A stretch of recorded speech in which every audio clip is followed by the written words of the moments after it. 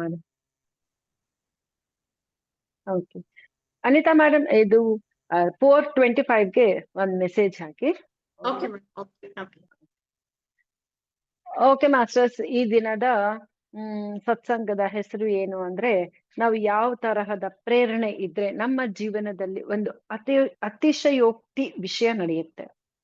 So something impossible ಅಂತ ಅನ್ಕೊಂಡಿರೋದು possible ಆಗ್ಬೇಕು ಅಂತ ಎಲ್ಲರಿಗೂ ಇಷ್ಟ ಇರುತ್ತೆ ಅಲ್ವಾ? ಬಟ್ ಯಾವಾಗ್ಲೂ ನೋನ್ ವರ್ಲ್ಡ್ ಅಲ್ಲೇ ಇರ್ತೀವಿ. ಅನ್ನೋನ್ ವರ್ಲ್ಡ್ ಅಲ್ಲಿ ಅಂದ್ರೆ ಕ್ವಾಂಟಮ್ ಫೀಲ್ಡ್ ಅಲ್ಲಿ ಅಥವಾ ಫೀಲ್ಡ್ ಆಫ್ ಇನ್ಫೈನೈಟ್ ಪಾಸಿಬಿಲಿಟೀಸ್, ಅಮಿತ ಸಾಧ್ಯತೆಗಳ ಒಂದು ವಲಯದಿಂದ ನಾವು ಏನನ್ ಬೇಕಾದ್ರೂ ನಮ್ಮ ಕಡೆಗೆ ಸೆಳ್ಕೋಬಹುದು. ನಮ್ಮ ಜೀವನದಲ್ಲಿ ಒಂದು ಆಶ್ಚರ್ಯಚಕಿತವಾದ, ಅಥವಾ ಒಂದಲ್ಲ, ಈ ಬೇಕಾದಷ್ಟು ನಿಮಗೆ ಎಷ್ಟು ಬೇಕೋ ಅಷ್ಟು ಯಾವ ತರಹದ ಒಂದು ಅತಿಶಯದ ವಿಷಯಗಳನ್ನ ನೀವು ಆಕರ್ಷಿಸ್ಕೊಳ್ಬಹುದು. ಅದು ಆಧ್ಯಾತ್ಮಿಕವಾದ ಒಂದು ಸಂಘಟನೆ ನಿಮಗೆ ಆಕರ್ಷಿತವಾಗಬಹುದು ನೀವ್ ಇಷ್ಟಪಟ್ರೆ. ಅದರ್ವೈಸ್ ಪ್ರಾಪಂಚಿಕವಾದ ಯಾವ್ದಾದ್ರು ಒಂದು health, business, job, anything related to boss, related to house environment, ಅಥವಾ ನಿಮ್ಮ ಜೀವನದ ಒಂದು ಶೈಲಿಗೆ ಸಂಬಂಧಪಟ್ಟ ಎನಿಥಿಂಗ್ ನೀವು ಆಕರ್ಷಿಸ್ಕೋಬಹುದು. ನಾನು ಇದನ್ನ 100% ನಿಮಗೆ ಗ್ಯಾರಂಟಿಯನ್ನ ಕೊಡ್ತೀನಿ.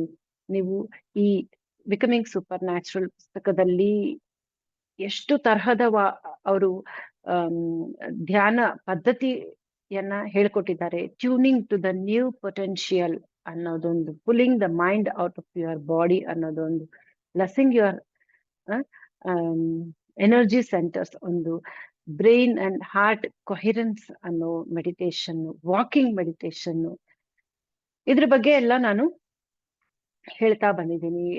ಹಾಗೆ ನಾನು ಹೇಳ್ತಾ ಸೈಮಲ್ಟೇನಿಯಸ್ ಆಗಿ ಅದನ್ನ ನಾನು ಅಪ್ಲೈ ಮಾಡ್ಕೊಳ್ತಾ ಇದ್ದೀನಿ. ನಾಲೆಡ್ಜ್ ಪಾಯಿಂಟ್ ಆಗಿರ್ಬೋದು ಅಥವಾ ಧ್ಯಾನದ ವಿಷಯ ಆಗಿರ್ಬೋದು, ರಿಸಲ್ಟ್ಸ್ ಮಾತ್ರ ತುಂಬಾ ಚೆನ್ನಾಗಿ ಬರುತ್ತೆ. ದಯವಿಟ್ಟು ಯಾರು ಅಸಡ್ಡೆ ಮಾಡ್ಬೇಡಿ. ನಾ ಆಲ್ರೆಡಿ ಹೇಳಿದ್ದೀನಿ, ಇದು ಇಂಗ್ಲಿಷ್ ಪುಸ್ತಕ. ಇದನ್ನ ಯಾರಾದ್ರೂ ನಿಮ್ಗೆ ಕನ್ನಡ, ಅಯ್ಯೋ ಇಂಗ್ಲಿಷ್ ಓದೋದಿಕ್ಕೆ ಬರೋದಿಲ್ಲ ಅಂತ ಅಂದ್ರು, ಯಾರಿಗಾದ್ರೂ ಹಿಂಸೆ ಮಾಡಿ ಆದ್ರೂ ಇದನ್ನ ಓದಿ ನಿಮಗೆ ತಿಳಿಸೋ ಹಾಗೆ ಮಾಡ್ಕೊಳ್ಳಿ. ಬಿಕಾಸ್ ಜೋ ಡಿಸ್ಪೆನ್ಸರ್ ಅವರ ಒಂದು ವಿಡಿಯೋಸ್ ಕೂಡ ಫಾರಿನ್ ಸ್ಲ್ಯಾಂಗ್ ಅಲ್ಲಿ ಇದೆ, ಅಮೆರಿಕನ್ ಸ್ಲ್ಯಾಂಗ್ ಅಲ್ಲಿ ಇದೆ. ಮೇ ಬಿ ಇಂಗ್ಲಿಷ್ ಬರೋರ್ಗೆ ಅರ್ಥ ಆಗುತ್ತೆ. ಖಂಡಿತ ಇದನ್ನ ಯಾರು ಇಂಗ್ಲಿಷ್ ಬರುತ್ತೋ ನಿಮ್ಮ ಮನೆಯಲ್ಲಿ ಪುಟ್ಟ ಮಕ್ಳು ಇರಬಹುದು, ದೊಡ್ಡವ್ರು ಇರ್ಬಹುದು, ಒಂದೊಂದ್ ಪೇಜ್ ಓದೋ ಹಾಗೆ ಅದ ನೀವು ಇದ್ ಮಾಡ್ಕೊಳ್ಳಿ. ಅವ್ರು ಹೇಳ್ತಾರೆ 7 days ಅಲ್ಲಿ ರಿಸಲ್ಟ್ಸ್ ಬರುತ್ತೆ ಅಂತ. ನಾನು ನಮ್ಮನೆಯಲ್ಲಿ ಮಾಡಿಸಿದ ಒಂದು ಧ್ಯಾನದಲ್ಲಿ ಒಂದೇ ದಿನದಲ್ಲಿ ರಿಸಲ್ಟ್ಸ್ ಬಂದಿದೆ. ಹೌದಾ ಅಂತ ಅಂದ್ರೆ ನಿಜವಾಗ್ಲೂ ಹೌದು. ಓಕೆ, ನಾನು ಈ ಸತ್ಸಂಗವನ್ನ ಸ್ಟಾರ್ಟ್ ಮಾಡೋದಕ್ಕೆ ಮುನ್ನ ನಿಮ್ಗೊಂದು ಪಾಯಿಂಟ್ ಹೇಳಬೇಕು. ನೋನ್ ಮತ್ತೆ ಅನ್ನೋನ್ ಫೀಲ್ಡ್ಸ್ ಇರುತ್ತೆ ನಮ್ಮ ಜೀವನದಲ್ಲಿ. ನಮಗೆ ಚಿಕ್ಕಂದಿನಿಂದ ಆಗಿರುವಂತಹ ಸಂಘಟನೆಗಳು, ನಮ್ಮ ಮೈಂಡ್ ಒಳಗೆ ತೂರಿದಂತಹ ಆಲೋಚನೆಗಳು ಎಲ್ಲ ನೋನ್ ಫೀಲ್ಡ್. ಸೊ ನಾವ್ ಏನ್ ಅನ್ಕೊಳ್ತೀವಿ, ಏನಾದ್ರೂ ಒಂದು ಕಷ್ಟ ಬಂದ್ರು ನಾವು ನೋನ್ ಫೀಲ್ಡ್ ಇಂದಾನೇ ಆಲೋಚನೆ ಮಾಡ್ತೀವಿ. ಸೊ ನನ್ನ ಹತ್ರ ಇಷ್ಟು ದುಡ್ಡಿದೆ, ಇಷ್ಟು ಮಾತ್ರ ನನಗೆ ಸಾಧ್ಯ ಮದುವೆ ಮಾಡ್ಕೊಡೋದಕ್ಕೆ, ಅಥವಾ ನನ್ನ ಏಜ್ ಇಷ್ಟು, ನನ್ನ ಹೆಲ್ತ್ ಇಷ್ಟೇ ಇಂಪ್ರೂವ್ ಆಗೋದು ಅಂದ್ರೆ ಫಿಕ್ಸ್ ಮಾಡ್ಕೊಂಡಿದೀವಿ ನಾವು. ಯಾವ ರೀತಿ ಫಿಕ್ಸ್ ಮಾಡ್ಕೊಂಡಿದೀವಿ ಅಂದ್ರೆ, ಚಿಕ್ಕಂದಿನಿಂದ ನಾವು ಎಲ್ಲಾರು ಹೇಳೋದನ್ನ, ಎಲ್ಲಾರು ಮಾತಾಡೋದನ್ನ ನಮ್ಮ ತಲೆಯೊಳಗಡೆ ತೂರಿಸ್ಕೊಂಡು, okay, change your perception, change your belief system, change your life ಅಂತಾನೆ ಅವ್ರು ಹೇಳ್ತಾರೆ. ಸೊ ಎಷ್ಟು ಬೇಗ ಆಗುತ್ತೆ ಅಂತ ಅಂದ್ರೆ, ಅವ್ರು ಕೇವಲ 7 days, ಅಲ್ಲಿಗೆ ನಾವು ವರ್ಕ್ಶಾಪ್ಗೆ ಹೋಗ್ಬೇಕಾಗಿಲ್ಲ. ನಿಮ್ಗೆ ಇನ್ನೂ ಚೆನ್ನಾಗಿ ನಾನು ಹೇಳೋದಕ್ಕಿಂತ ಬೇಕು, ನಾನು ಕನ್ನಡದಲ್ಲಿ ಹೇಳ್ತಾ ಇದ್ದೀನಲ್ಲ, ನಿಮ್ಗೆ ಇಂಗ್ಲಿಷ್ ಅಲ್ಲಿ ಬೇಕು, ಪದೇ ಪದೇ ನೀವು ಕೇಳ್ಬೇಕು ಅಂದ್ರೆ ಜೋ ಡಿಸ್ಪೆನ್ಸಾ ಅಂತ ನೀವು ಯೂಟ್ಯೂಬ್ ಅಲ್ಲಿ ಜೋ ಡಿಸ್ಪೆನ್ಸಾ ವಿಸ್ಡಮ್ ಅಂದ್ರೆ ಅವ್ರ ಪಾಡ್ಕಾಸ್ಟ್ ಎಲ್ಲ ಕೇಳಿ. ಮೇಡಮ್ ಹೇಳಿದ್ರಲ್ಲ, ಅನಿತಾ ಮೇಡಮ್ ಅವರು, ಸಮಥಿಂಗ್ ನ್ಯೂ ಎವ್ರಿ ವಿಡಿಯೋ, ಏನಾದ್ರೂ 1-2 ಹೊಸ ವಿಷಯಗಳಿರುತ್ತೆ. ಅದನ್ನ ನಾವು ಅಪ್ಲೈ ಮಾಡಿದ ತಕ್ಷಣನೇ ರಿಸಲ್ಟ್ಸ್ ಬರುತ್ತೆ. ಓಕೆ. ಸೊ ನೋನ್ ಫೀಲ್ಡ್ ಅಲ್ಲಿ ಈ ತರ ಇರುತ್ತೆ. ನಾವ್ ಯಾವಾಗ್ಲೂ ಅನ್ನೋನ್ ಫೀಲ್ಡ್ಗೆ ಕನೆಕ್ಟ್ ಆಗ್ಬೇಕು. ಅನ್ನೋನ್ ಫೀಲ್ಡ್ ಅಂದ್ರೆ ಅಮಿತ ಸಾಧ್ಯತೆಗಳು, ಮಿತ ಅಲ್ಲ, ಅಮಿತವಾದ ಸಾಧ್ಯತೆಗಳ ವಲಯಕ್ಕೆ ನಾವು ಕನೆಕ್ಟ್ ಆಗ್ಬೇಕು. ಸೊ ಹೇಗೆ ಕನೆಕ್ಟ್ ಆಗ್ಬೇಕು ಅನ್ನೋದನ್ನ ಎಷ್ಟೊಂದು ಮೆಡಿಟೇಷನ್ಸ್ ಮೂಲಕ ಅವರು ಹೇಳಿದ್ದಾರೆ. ಯಾವ ರೀತಿ ನಮ್ಮ ಶರೀರವನ್ನು ನಾವು ಚೇಂಜ್ ಮಾಡ್ಕೋಬೇಕು, ಮನಸ್ಸಿನಿಂದ ನಮ್ಮ ಶರೀರದಲ್ಲಿರುವ ಕಣಕಣದಲ್ಲಿರುವ ಎನರ್ಜೀಸ್ ನ ಯಾವ ರೀತಿ ಚೇಂಜ್ ಮಾಡ್ಕೊಳ್ಬಹುದು, ಎಲ್ಲ ವಿತಿನ್ 7 days. ನಾನು ಹೇಳ್ತಾ ಇದ್ದೀನಲ್ಲ, ನಾನೇ ಗ್ಯಾರಂಟಿ ಕೊಡ್ತೀನಿ, 100%. 7 days ಬೇಕಾಗಿಲ್ಲ. ನೀವು ಪ್ರಯತ್ನ ಪೂರ್ವಕವಾಗಿ ಶ್ರದ್ಧೆಯಿಂದ ಮಾಡಿದ್ರೆ ವಿತಿನ್, ನಾನ್ ಖಂಡಿತ ನೋಡಿದ್ದೀನಿ, 1 day 2 days ಅಲ್ಲೂ ಸಹ ಚೇಂಜಸ್, ಮೇಜರ್ ಚೇಂಜಸ್. ಇಂಪಾಸಿಬಲ್ ಅನ್ನೋ ಪಾಸಿಬಲ್ ಆಗುತ್ತೆ. ಅದು ಯಾವುದೇ ವಿಷಯ ಇರ್ಬೋದು. ಓಕೆ, ನಾನು ಅದೇ ಹೇಳಿದೆ, ನೋನ್ ಮತ್ತೆ ಅನ್ನೋನ್ ಫೀಲ್ಡ್. ಇದಕ್ಕೆ ಇದು ನಿಮ್ಗೆ ಚೆನ್ನಾಗಿ ಅರ್ಥ ಆಗ್ಬೇಕು ಅಂದ್ರೆ ಒಂದ್ ಕತೆ ಹೇಳ್ತೀನಿ. ಒಬ್ಬ ರಾಜ ಇರ್ತಾನೆ. ಆತ ಯಾರಾದ್ರೂ ತಪ್ಪು ಮಾಡಿದ್ರೆ, ಅಂದ್ರೆ ಕ್ರೌರ್ಯವನ್ನ ಎಸಗಿದ್ರೆ, ಕಳ್ಳತನ ತುಂಬಾ ತಿದ್ದುಕೊಳ್ಳದೆ ಇರುವಂತಹ ಕೆಲಸವನ್ನ ಮಾಡಿದ್ರೆ ಶಿಕ್ಷಿಸ್ತಾ ಇರ್ತಾನಲ್ಲ. ಸೊ ಚಾನ್ಸ್ ಕೊಡ್ತಾನೆ, ಆದ್ರೆ ಅವರು ಮಾಡೋದಿಲ್ಲ ಅಂದ್ರೆ ಅವ್ರಿಗೆ ಮರಣದಂಡನೆ. ಅವನ ಆಸ್ಥಾನದಲ್ಲಿ ಕರ್ಕೊಂಡ್ ಬರ್ತಾರೆ. 2 ಆಪ್ಷನ್ಸ್ ಇರುತ್ತೆ. ಅವರು 2 ಪನಿಷ್ಮೆಂಟ್ ಕೊಡ್ತಾರೆ. ಯಾವ್ದಾದ್ರು ಚೂಸ್ ಮಾಡ್ಕೋಬಹುದು ಆ ಖೈದಿಗಳು. ಅಂದ್ರೆ ಕ್ರೌರ್ಯವನ್ನ ಎಸಗಿರ್ತಾರಲ್ಲ ಅವರು. ಒಬ್ಬ ಮರ್ಡರ್ ಮಾಡಿರ್ತಾನೆ, ಅವನನ್ನ ಕರ್ಕೊಂಡ್ ಬರ್ತಾರೆ. ಕರ್ಕೊಂಡ್ ಬಂದಾಗ ಒಂದ್ ಬಾಗಿಲು ತೋರಿಸ್ತಾರೆ. ಅವನು ಆ ಬಾಗಿಲು ತಕ್ಕೊಂಡು ಒಳಗಡೆಗೆ ಹೋಗ್ಬಹುದು, ಮರಣದಂಡನೆ ಅಂತ ಅವರು ಅನೌನ್ಸ್ ಮಾಡಿರ್ತಾರೆ. ಓಕೆ. ಇನ್ನೊಂದು ನೇಣುಗಂಬಕ್ಕೆ ಹಾಕೋದು. ಅವನು ನೇಣುಗಂಬನ್ನ ಚೂಸ್ ಮಾಡ್ಕೊಳ್ತಾನೆ. ತುಂಬಾ ಹೊತ್ತು ಆಲೋಚನೆ ಮಾಡ್ತಾನೆ, ಈ ಡೋರ್ ಒಳಗಡೆ ಚಿತ್ರಹಿಂಸೆ ಮಾಡಿ ನನ್ನನ್ನ ಸಾಯಿಸ್ತಾರೇನೋ, ಬಟ್ ಇದು ನೇಣುಗಂಬಕ್ಕೆ ಹಾಕಿದಾಗ ಟಕ್ಕಂತ ಪ್ರಾಣ ಹೊಟ್ಟೋಗುತ್ತೆ ಅಲ್ವಾ, ಗೊತ್ತಾಗೋದಿಲ್ಲ ಅಲ್ವಾ ಅಂತ ತುಂಬಾ ಹೊತ್ತು ಆಲೋಚನೆ ಮಾಡಿ ಅವನು ನೇಣುಗಂಬವನ್ನೇ ಸೊಲ್ಯೂಷನ್ ಆಗಿ ಅವನ ಮರಣದಂಡನೆಗೆ ಚೂಸ್ ಮಾಡ್ಕೊಳ್ತಾನೆ. ಸಾಯುವಾಗ ಅವನ್ ಮನಸ್ಸು ಒಪ್ಪೋದಿಲ್ಲ. ಏನಿರ್ಬಹುದು ಆ ಡೋರ್ ಹಿಂದೆ ಅಂತ ರಾಜನ್ನ ಪ್ರಶ್ನಿಸ್ತಾನೆ. ನಾನು ಇದನ್ನೇ ಸೆಲೆಕ್ಟ್ ಮಾಡ್ಕೊಂಡಿದ್ದೀನಲ್ಲ, ಸೊ ಇದ್ರಲ್ಲೇ ನಾನು ಸಾಯ್ತೀನಿ. ಆದ್ರೆ ಆ ಡೋರ್ ಹಿಂದೆ ಏನಿದೆ ನನ್ಗೆ ದಯವಿಟ್ಟು ಹೇಳಿ ಅಂತ. ಸರಿ, ಆ ರಾಜ ಓಪನ್ ಮಾಡಿಸ್ತಾನೆ ಡೋರ್. ಓಪನ್ ಮಾಡಿದ್ರೆ ಆಸ್ಥಾನದಿಂದ ಹೊರಕ್ಕೆ ಫ್ರೀಡಮ್, ಅದು ನೋ ಪನಿಷ್ಮೆಂಟ್ ಅಲ್ಲಿ. he can be free, so he can go free. ಸ್ವೇಚ್ಛೆ. ಅವಾಗ ಅವನಿಗನ್ಸುತ್ತೆ, ಅಯ್ಯೋ ನಾನು ಏನೇನೋ ಅನ್ಕೊಂಡ್ಬಿಟ್ನಲ್ಲ, ನಾನು ಅದನ್ನ ಚೂಸ್ ಮಾಡಿದ್ರೆ ಇವತ್ತು ಹೊರಗಡೆಗೆ ನಾನು ಆನಂದವಾಗಿ ಹೋಗ್ಬೋದಾಗಿತ್ತು. ಮನುಷ್ಯನು ಹೀಗೆ ಮಾಡೋದು ಅಂತ ಜೋ ಡಿಸ್ಪೆನ್ಸರ್ ಅವರು ಹೇಳ್ತಾರೆ. ಇದೇ ಪರಿಮಿತಿ, ಇದೇ ಲಿಮಿಟೇಷನ್ಸ್, ಇದೇ ಆಗೋದು ಅಲ್ಲ. ಅಪರಿಮಿತವಾದ ವಲಯವನ್ನ ನೀವು ಆಯ್ಕೆ ಮಾಡ್ಕೊಳ್ಳಿ. ಅಲ್ಲಿ ನಿಮಗೆ ಸ್ವೇಚ್ಛೆ ಇದೆ, ಅಲ್ಲಿ ನಿಮಗೆ ಸಾಧ್ಯತೆಗಳು ತುಂಬಾ ಇದೆ. ನಿಮ್ಮ ಬೆಳವಣಿಗೆಗೆ, ನಿಮ್ಮ upgradation of soul, mind, body, 3 upgradation ಅಲ್ಲೇ ಆಗುತ್ತೆ. ಸೊ ಏನ್ ಮಾಡ್ಬೇಕು? ಮನಸ್ಸನ್ನ ಮಿತಗೊಳಿಸ್ಬೇಡಿ. ಓಪನ್, ಯಾವಾಗ್ಲೂ ಹೇಳ್ತಾರೆ ಜೋ ಡಿಸ್ಪೆನ್ಸರ್ ಅವರು, open your heart at least for a while ಅಂತಾರೆ. Temporarily open your heart. ಇವಾಗ ನಾವು ಎಷ್ಟೋ ಮೆಸೇಜಸ್, ಎಷ್ಟೋ ಗ್ರೂಪ್ಸ್ಗೆ ಫಾರ್ವರ್ಡ್ ಮಾಡ್ತಾ ಇರ್ತೀವಿ. ಏನು ತುಂಬಾ ರೇಂಜ್ ಮೆಸೇಜಸ್ ಏನಲ್ಲ, ಕಾಮನ್ ಆಗಿ ಇವಾಗ ಅನಿತಾ ಮೇಡಮ್ ಹೇಳಿದ್ರು, ಇವ್ರ ವಿಡಿಯೋಸ್ ಅಲ್ಲಿ ಏನೋ ಒಂದ್ ಕಲಿಕೆ ಇರುತ್ತೆ, ಅರ್ಥ ಆಗುತ್ತೆ, ಅಪ್ಲೈ ಮಾಡಿದ್ರೆ ನಮ್ಗೆ ಅದ್ಭುತಗಳು ಸೃಷ್ಟಿ ಆಗುತ್ತೆ. ನಾರ್ಮಲ್ ಲ್ಯಾಂಗ್ವೇಜೇ ಇರುತ್ತೆ.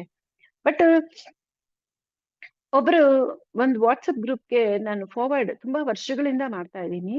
ಸೊ ಯಾವಾಗ್ಲೂ ನಾನು ಯಾವ ರೀತಿ ಮೆಸೇಜಸ್ ನ ಸ್ಪ್ರೆಡ್ ಮಾಡ್ತೀನಿ, ಇಟ್ಸ್ ಮೈ ಡ್ಯೂಟಿ ಅಷ್ಟೇ. No expectations of likes, comments ಎಲ್ಲ.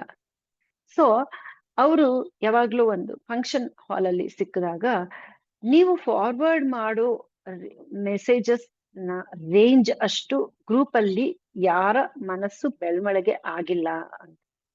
So what is she choosing? ಏನ್ ಆಯ್ಕೆ ಮಾಡ್ತಾ ಇದಾರೆ? Known, not unknown.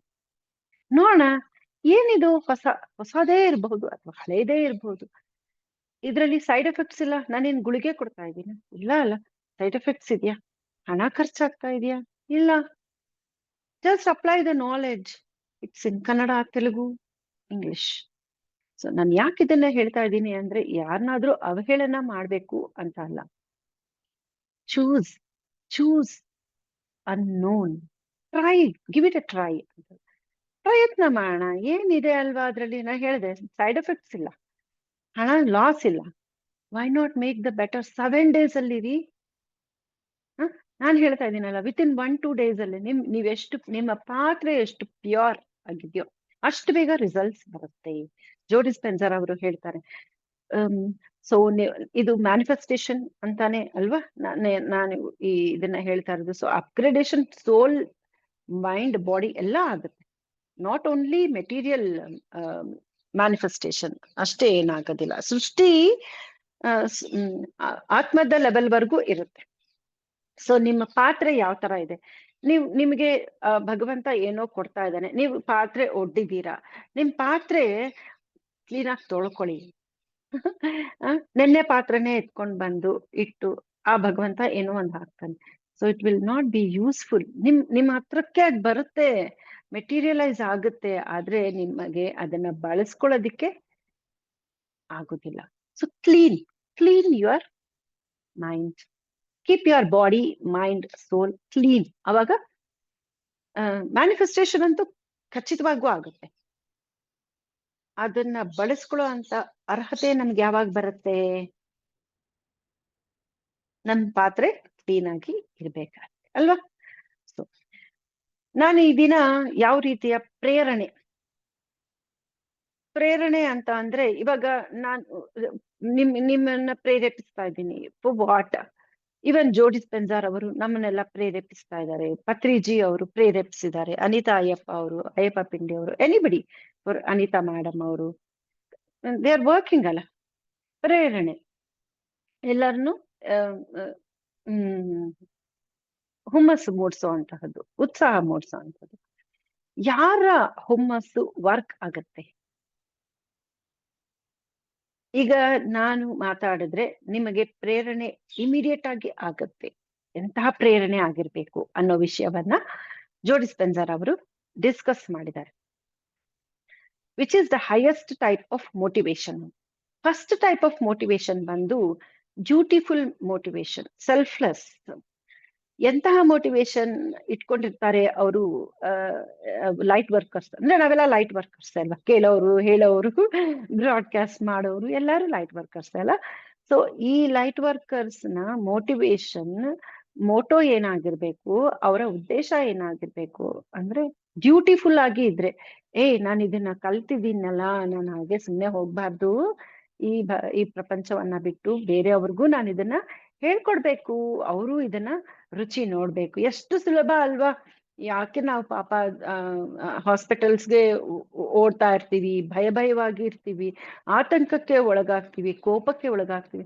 ಎಲ್ಲ ಶಮನ ಮಾಡ್ಕೋಬಹುದು, ಸುಲಭ ಮೆಥಡ್ ಅಲ್ವಾ ಅಂತ ಈ ವರ್ಲ್ಡ್ ನ ಚೇಂಜ್ ಮಾಡೋ ಉದ್ದೇಶ, ಅಥವಾ ನಮ್ಮ ಅಕ್ಕಪಕ್ಕದಲ್ಲಿರುವ ಜನರಲ್ಲಿ ಒಂದು ಬದಲಾವಣೆಯನ್ನ ತರುವಂತಹ ಉದ್ದೇಶ, ಅದು highest type of motivation. To inspire people in a dutiful way.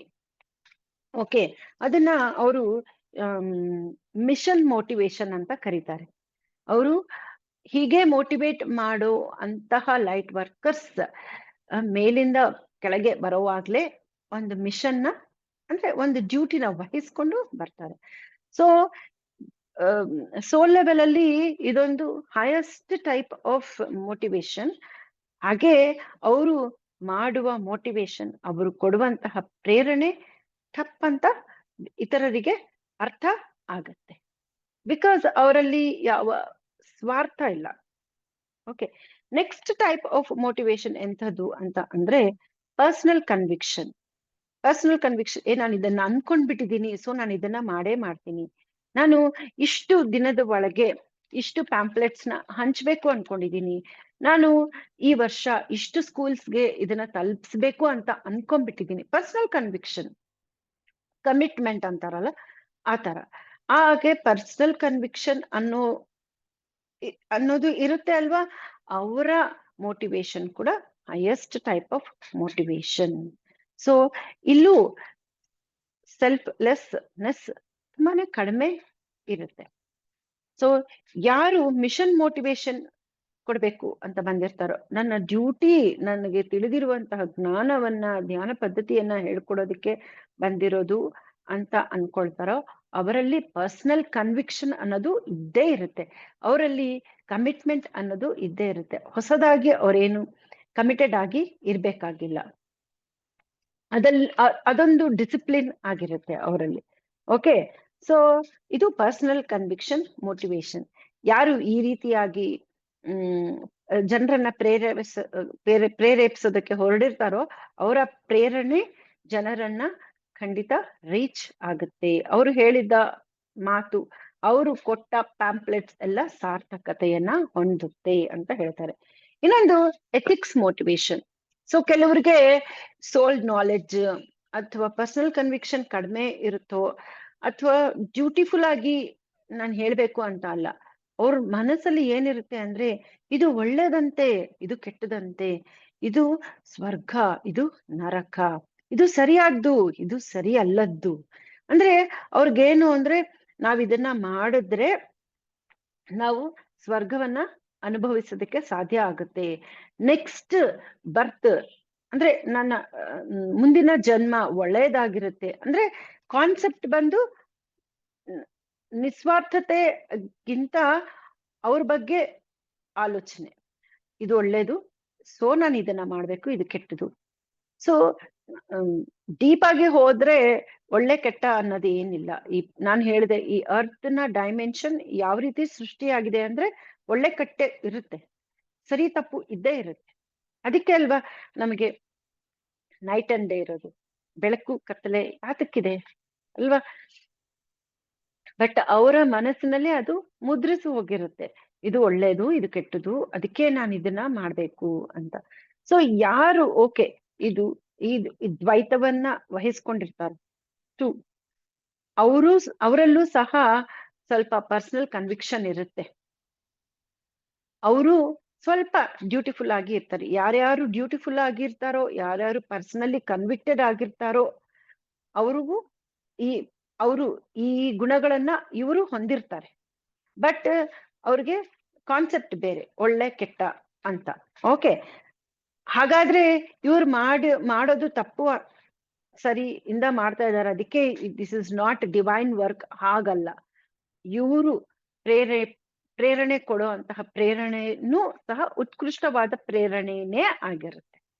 Okay, ಹಾಗೆ ಸೆಲ್ಫ್ ಅಗ್ರೈಂಡೈನ್ಸ್ಮೆಂಟ್ ಏನು ಅಂತ ಅಂದ್ರೆ, ನಾನು ಶೈನ್ ಆಗ್ಬೇಕು, ನಾನು ಶೋ ಆಗ್ಬೇಕು, ನಾನು ಮಾಡಿರ್ಬೇಕು, ಇದು ನಾನು, ನನ್ನ ಪಿಕ್ಚರ್ ಇರ್ಬೇಕು, ಅಥವಾ ನನ್ನ ಹೆಸರು ಹೊರಗೆ ಬರ್ಬೇಕು, ಇದನ್ನ ನಾನೇ ಮಾಡಿದ್ದು ಅಂತ ಎಲ್ಲರಿಗೂ ತಿಳಿಬೇಕು.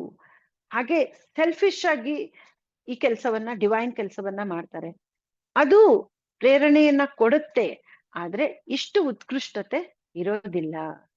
ಪುನಃ ಅವರು ಏನೋ ಒಂದು ಕಲ್ತಿಲ್ಲ, ಅದನ್ನ ಕಲಿಬೇಕಾಗತ್ತೆ, ಅದಕ್ಕಾಗಿ ಭೂಮಿಗೆ ಬರ್ಬೇಕಾಗುತ್ತೆ. ಅದೇನು ಅಂದ್ರೆ ನಾನು ಅನ್ನೋ ಅಹಂನ ಬಿಡ್ಬೇಕು ಅಂತ.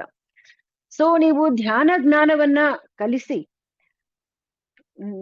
ದಾನ ಧರ್ಮಗಳನ್ನ ಮಾಡಿ, ವೆದರ್ ಡ್ಯೂಟಿಫುಲ್ ಆಗಿ ಮಾಡ್ತಿರೋ ಅಥವಾ ನಾನು ಅಂತ ಮಾಡ್ತಿರೋ, ಒಳ್ಳೇದನ್ನೇ ಮಾಡ್ತಾ ಇದ್ದೀರಲ್ವಾ. ಸೊ ಇವ್ರೇನು ಅಧರ್ಮ ಏನ್ ಮಾಡ್ತಾ ಇಲ್ಲ, ಧರ್ಮವಾದ ಕೆಲಸವನ್ನೇ ಮಾಡ್ತಾರೆ. ಆದ್ರೆ ಅಲ್ಲಿ ನಾನು ಅನ್ನೋದು ಹೈಲೈಟ್ಸ್ ಆಗ್ಬೇಕು, ಅದಕ್ಕೋಸ್ಕರ ಮಾಡ್ತಾರೆ. ಸೊ ಅಲ್ಲಿ ಪ್ರೇರಣೆ ಕಡಿಮೆ ಸಿಗುತ್ತೆ. ಯಾರಿಗೆ ಅವರು ಹೇಳ್ತಾ ಇದ್ದಾರಲ್ಲ, ಇವಾಗ ಧ್ಯಾನ ಹೇಳ್ಬೇಕು ಅಂತ ಹೋಗ್ತಾರೆ,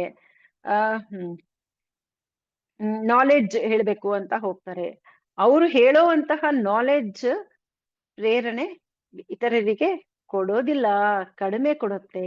ಯಾಕೆ ಅಂದ್ರೆ ಅದರ ಹಿಂದಿನ ಉದ್ದೇಶ ಕರೆಕ್ಟ್ ಆಗಿ ಇರೋದಿಲ್ಲ ಅಂತ ಜೋ ಡಿಸ್ಪೆನ್ಸರ್ ಅವರು ಹೇಳ್ತಾರೆ. ಅವ್ರೇನ್ ಮರ್ಡರ್ ಮಾಡ್ತಾರಲ್ಲ, ಕಳ್ತನ ಮಾಡ್ತಾರಲ್ಲ, ಕೆಲ್ಸ ಒಳ್ಳೇದೇ ಮಾಡ್ತಾ ಇರ್ತಾರೆ. ಆದ್ರೆ ನಾನು ಅನ್ನೋ ಒಂದು ಅಹಂಭಾವ, ಆದ್ರಿಂದ ಇತರರಿಗೆ ಸಿಗೋ ಪ್ರೇರಣೆ ಕಡಿಮೆ ಇರುತ್ತೆ. ಸೊ ನಾವೇನೇ ಕೆಲಸ ಮಾಡಿದ್ರು ಅದು ಸಂಪೂರ್ಣವಾಗಿ ತಲುಪಬೇಕು ಅಂತ ಅಂದ್ರೆ ನಾವು ಅಹಂನ ಕಂಪ್ಲೀಟ್ ಆಗಿ ಬಿಟ್ಬಿಡ್ಬೇಕು. ಯಾವಾಗ್ಲೂ ಜೋ ಡಿಸ್ಪೆನ್ಸರ್ ಅವರು ಹೇಳ್ತಾನೆ ಇರ್ತಾರೆ, become nobody, no one, nowhere, no space, nothing. I am nothing, I want nothing ಅನ್ನೋ ಒಂದು ಸ್ಲೋಗನ್ನ ಪದೇ ಪದೇ ಪದೇ ಪದೇ ಅವರು ಹೇಳ್ತಾ ಇರ್ತಾರೆ. ಪ್ರತಿಯೊಂದು ಮೆಡಿಟೇಷನ್ ಅಲ್ಲೂ ಅವರು ಹೇಳ್ತಾರೆ. So it is very important. ನಾನು ಅನ್ನೋ ಅಹಂನಿಂದ ಯಾವ ಕೆಲಸವನ್ನು ನಾವು ಮಾಡಬಾರ್ದು. ಮನೆಯಲ್ಲೇ ಇರ್ಬೋದು ಅಥವಾ ಸಾಮಾಜಿಕವಾದ ಕೆಲಸನೇ ಇರಬಹುದು.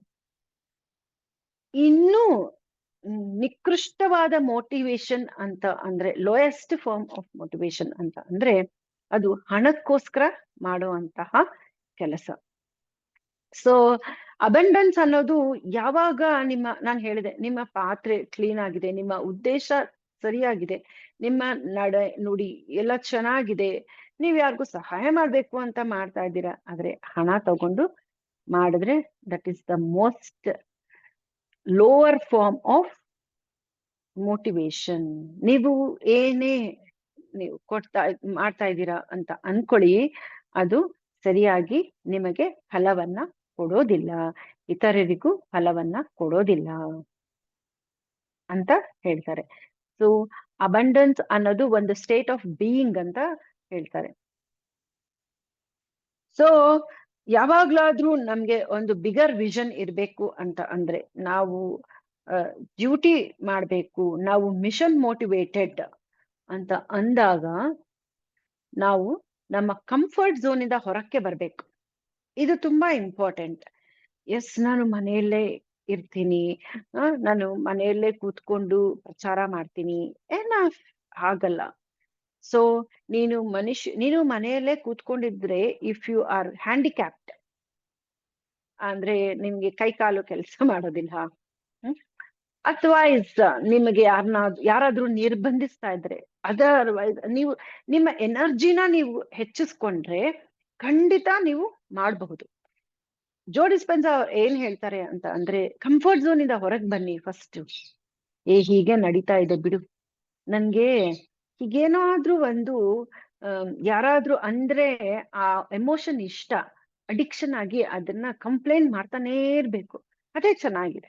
ಇದು ಹೊಸದ್ ಬೇಡ ನನಗೆ. ಬಿಕಾಸ್ ಅವರು ಅದಕ್ಕೆ ಕಂಫರ್ಟಬಲ್ ಆಗಿರ್ತಾರೆ. ಸಮಥಿಂಗ್ ನ್ಯೂ ಬೇಡ. Come out of the comfortable zone, do something different every day ಅಂತಾರೆ. ಎವ್ರಿ ಡೇ ನೀವೇನಾದ್ರೂ ಒಂದು ಡಿಫ್ರೆಂಟ್ ಮಾಡಿ.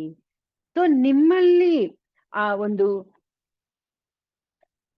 ಬಿಲೀಫ್ ಇದ್ರೆ, ನಿಮ್ಮ ಶಕ್ತಿಯ ಮೇಲೆ ನಿಮ್ಮ ನಂಬಿಕೆ ಇದ್ರೆ ಖಂಡಿತ ಆಗುತ್ತೆ. ಸಾಕುಗಳನ್ನ ಹೇಳಬೇಡಿ, ಎಕ್ಸ್ಕ್ಯೂಸಸ್ ಕೊಡ್ಬೇಡಿ ಅಂತ ಅವರು ಹೇಳ್ತಾರೆ. ಇವೆಲ್ಲ ಹೇಳ್ಕೊಡ್ತಾರೆ, ಎಲ್ಲ ಮಾಡ್ತಾರೆ, ಆದ್ರೆ ನನ್ಗೆ ರಿಸಲ್ಟ್ ಬರ್ತಾ ಇಲ್ಲ ಅಂದ್ರೆ you are not changing because you are not choosing ಅಂತ ಅವ್ರು ಹೇಳ್ತಾರೆ. ನನ್ಗೆ ನಿಮ್ ತರ ನನಗೆ ಆಗೋದಿಲ್ಲ, ಮನೆಯಲ್ಲಿ ಕಷ್ಟ, ನಿಮ್ ತರ ನನಗೆ ಮಾಡೋದಕ್ಕೆ ಆಗೋದಿಲ್ಲ ಅಂತ ಅಂತಾರೆ. ನಾನೊಂದು ನಿಮ್ಗೆ ನನ್ನ ಅನುಭವ ಕೂಡ ಹೇಳ್ತೀನಿ. ಬಿಕಾಸ್ ಸುಮ್ನೆ ನಾಲೆಡ್ಜ್ ತಗೋಬಾರ್ದು, ನಾಲೆಡ್ಜ್ನ ಅಪ್ಲೈ ಮಾಡ್ಬೇಕು, ಆವಾಗ್ಲೇ ಅದ್ರ ಸಾರ್ಥಕತೆ ಇರುತ್ತೆ. ನಾನು ಸ್ಕೂಲ್ಸ್ಗೆ ಹೋಗ್ತೀನಲ್ಲ, ಕಾಲೇಜು ಸ್ಕೂಲ್ಸ್ಗೆಲ್ಲ ಹೇಳ್ಕೊಡೋದಕ್ಕೆ. ಸೊ ಅವ್ರು ನನ್ಗೊಂದು 45 ಮಿನಿಟ್ಸ್, 1 ಅವರ್ ಇಲ್ಲ 45 ಮಿನಿಟ್ಸ್ ಕೊಡ್ತಾರೆ. ಒಂದ್ ಸ್ಕೂಲು ಗರ್ಲ್ಸ್ ಹೈಸ್ಕೂಲ್, ಅಲ್ಲಿ ತುಂಬಾ ಮಕ್ಳಿದ್ದಾರೆ. ಒಂದು 500 ಮಕ್ಕಳು ಅಂತ ಅನ್ಕೊಳ್ಳಿ, 450 500 ಮಕ್ಕಳು. ನನ್ಗೆ ಎಷ್ಟ್ ಚೆನ್ನಾಗಿರುತ್ತೆ ಅಲ್ವಾ, ಒಂದು 50 ಜನಕ್ಕೆ ಬದಲು 450 ಜನ 500 ಜನ ಒಂದೇ ಕಡೆ ಸಿಗೋದು ಅಂತ ಅಂದ್ರೆ. ಆದ್ರೆ ಅವ್ರನ್ನೇ 1 ವರ್ಷ ಕೇಳಿದೀನಿ ನಾನು, ನನ್ಗೆ ಒಂದ್ ಚಾನ್ಸ್, ಒಂದ್ ವೀಕಲ್ಲಿ 1 ದಿನ ಕೊಡಿ, ಅರ್ಧ ಗಂಟೆ ಕೊಡಿ ಸಾಕು ಅಂತ. ಸರಿ, ಅವರು ನೆಕ್ಸ್ಟ್ ಇಯರ್ ಏನ್ ಮಾಡಿದ್ರು ಅಂದ್ರೆ, ಮೇಡಮ್ ನೀವೊಂದ್ ಕೆಲ್ಸ ಮಾಡಿ, ಸಿಇಒಗೆ ಅಲ್ಲ ಆಫೀಸ್ BEO, ಸಾರಿ ಸಿಇಒ ಅಂತ ಇದ್ದೀನಿ, BEOಗೆ ಲೆಟರ್ ಬರ್ಕೊಡಿ. ಆ ಲೆಟರ್ ನಾನು ಅವ್ರಿಗೆ ಫಾರ್ವರ್ಡ್ ಮಾಡ್ತೀನಿ.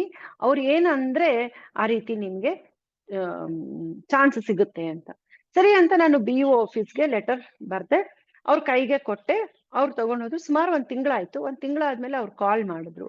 ಮೇಡಮ್ ನೀವು ಹೇಳ್ಕೊಡ್ಬಹುದಂತೆ, ಪರವಾಗಿಲ್ಲ ಅಂತ ಹೇಳಿದ್ದಾರೆ BEO. ಸರಿ ಅಂತ ಅಂದ್ರೆ ಯಾವ ಬೇರೆ ಸ್ಕೂಲ್ಸ್ಗೆ ಇಷ್ಟೊಂದು ಹರ್ಡಲ್ಸ್ ಇಲ್ಲ, ಇದೊಂದು ಸ್ಕೂಲ್ಗೆ ನನಗೆ ಹೀಗಿತ್ತು. ಸರಿ, ಅಲ್ಲಿಗೆ ಹೋಗ್ಬೇಕು ಅಂತ ಅಂದ್ರೆ ಅವ್ರು ಫೋನ್ ಮಾಡಿ ಏನ್ ಹೇಳ್ತಾರೆ ಅಂದ್ರೆ, ಸ್ಯಾಟರ್ಡೇಸ್ ಕೊಡ್ತೀನಿ 8ರಿಂದ 8 ಅಂದ್ರೆ 7:50ಗೆ ಅಲ್ಲಿರ್ಬೇಕು ನೀವು. ಅದು ಪ್ರೇಯರ್ ಪೀರಿಯಡ್ ಇರುತ್ತೆ. ಆ ಪ್ರೇಯರ್ ಪೀರಿಯಡ್ ಅಲ್ಲಿ ನೀವು ಧ್ಯಾನ ಮತ್ತೆ ಜ್ಞಾನ ಎರಡಕ್ಕೂ ನಿಮ್ಗೆ 45 ಮಿನಿಟ್ಸ್ ಕೊಡ್ತೀವಿ ಅಂತ ಅಂದ್ರು. ಸರಿ, ನನಗೆ ಮನೆಯಲ್ಲಿ ನಮ್ ಹಸ್ಬೆಂಡ್ ಬೆಳಿಗ್ಗೆ ಕೆಲ್ಸದವಳು ಇರ್ತಾಳೆ.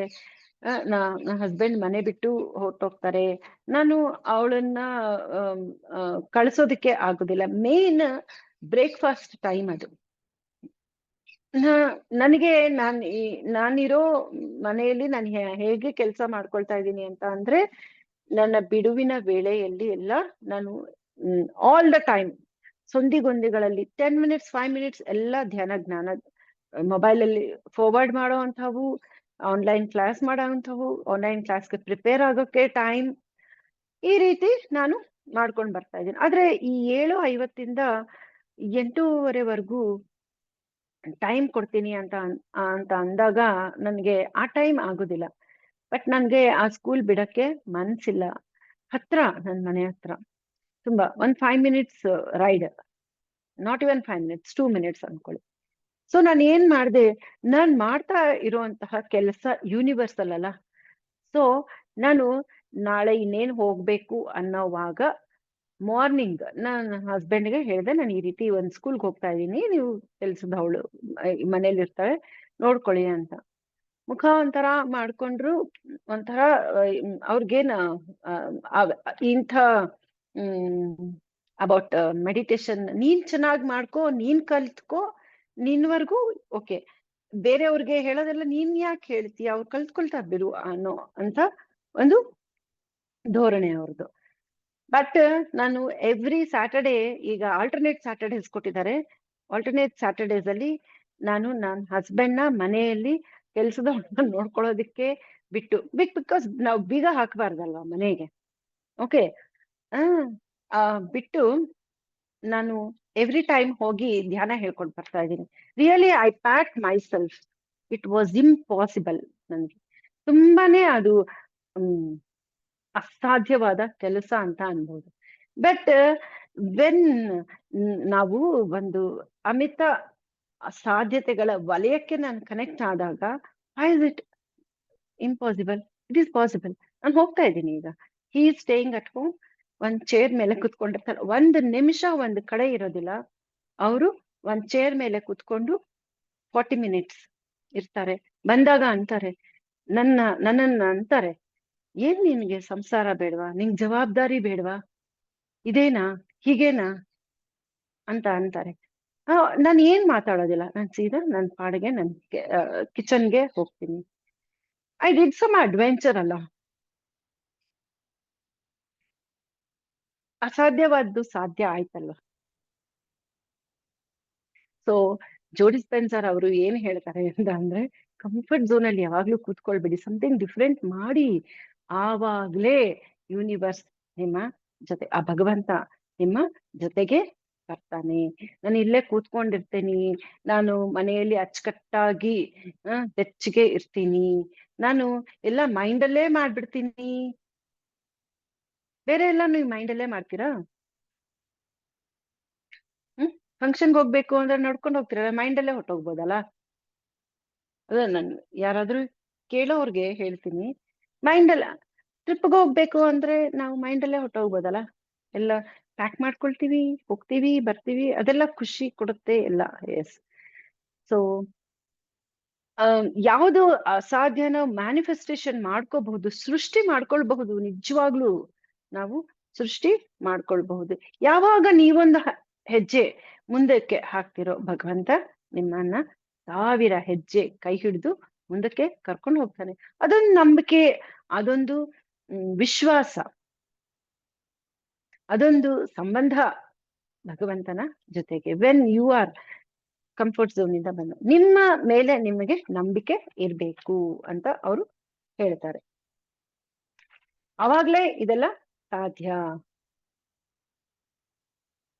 ಸೊ ಒಂದು ಅಸಾಧ್ಯವಾದದನ್ನ ನಾವು ಸಾಧ್ಯಗೊಳಿಸ್ಕೊಂಡಾಗ ಅಲ್ಲಿ ನಮ್ಮ ಮೈಂಡ್ ತೆರೆದುಕೊಳ್ಳುತ್ತೆ, ಓಪನ್ ಆಗುತ್ತೆ.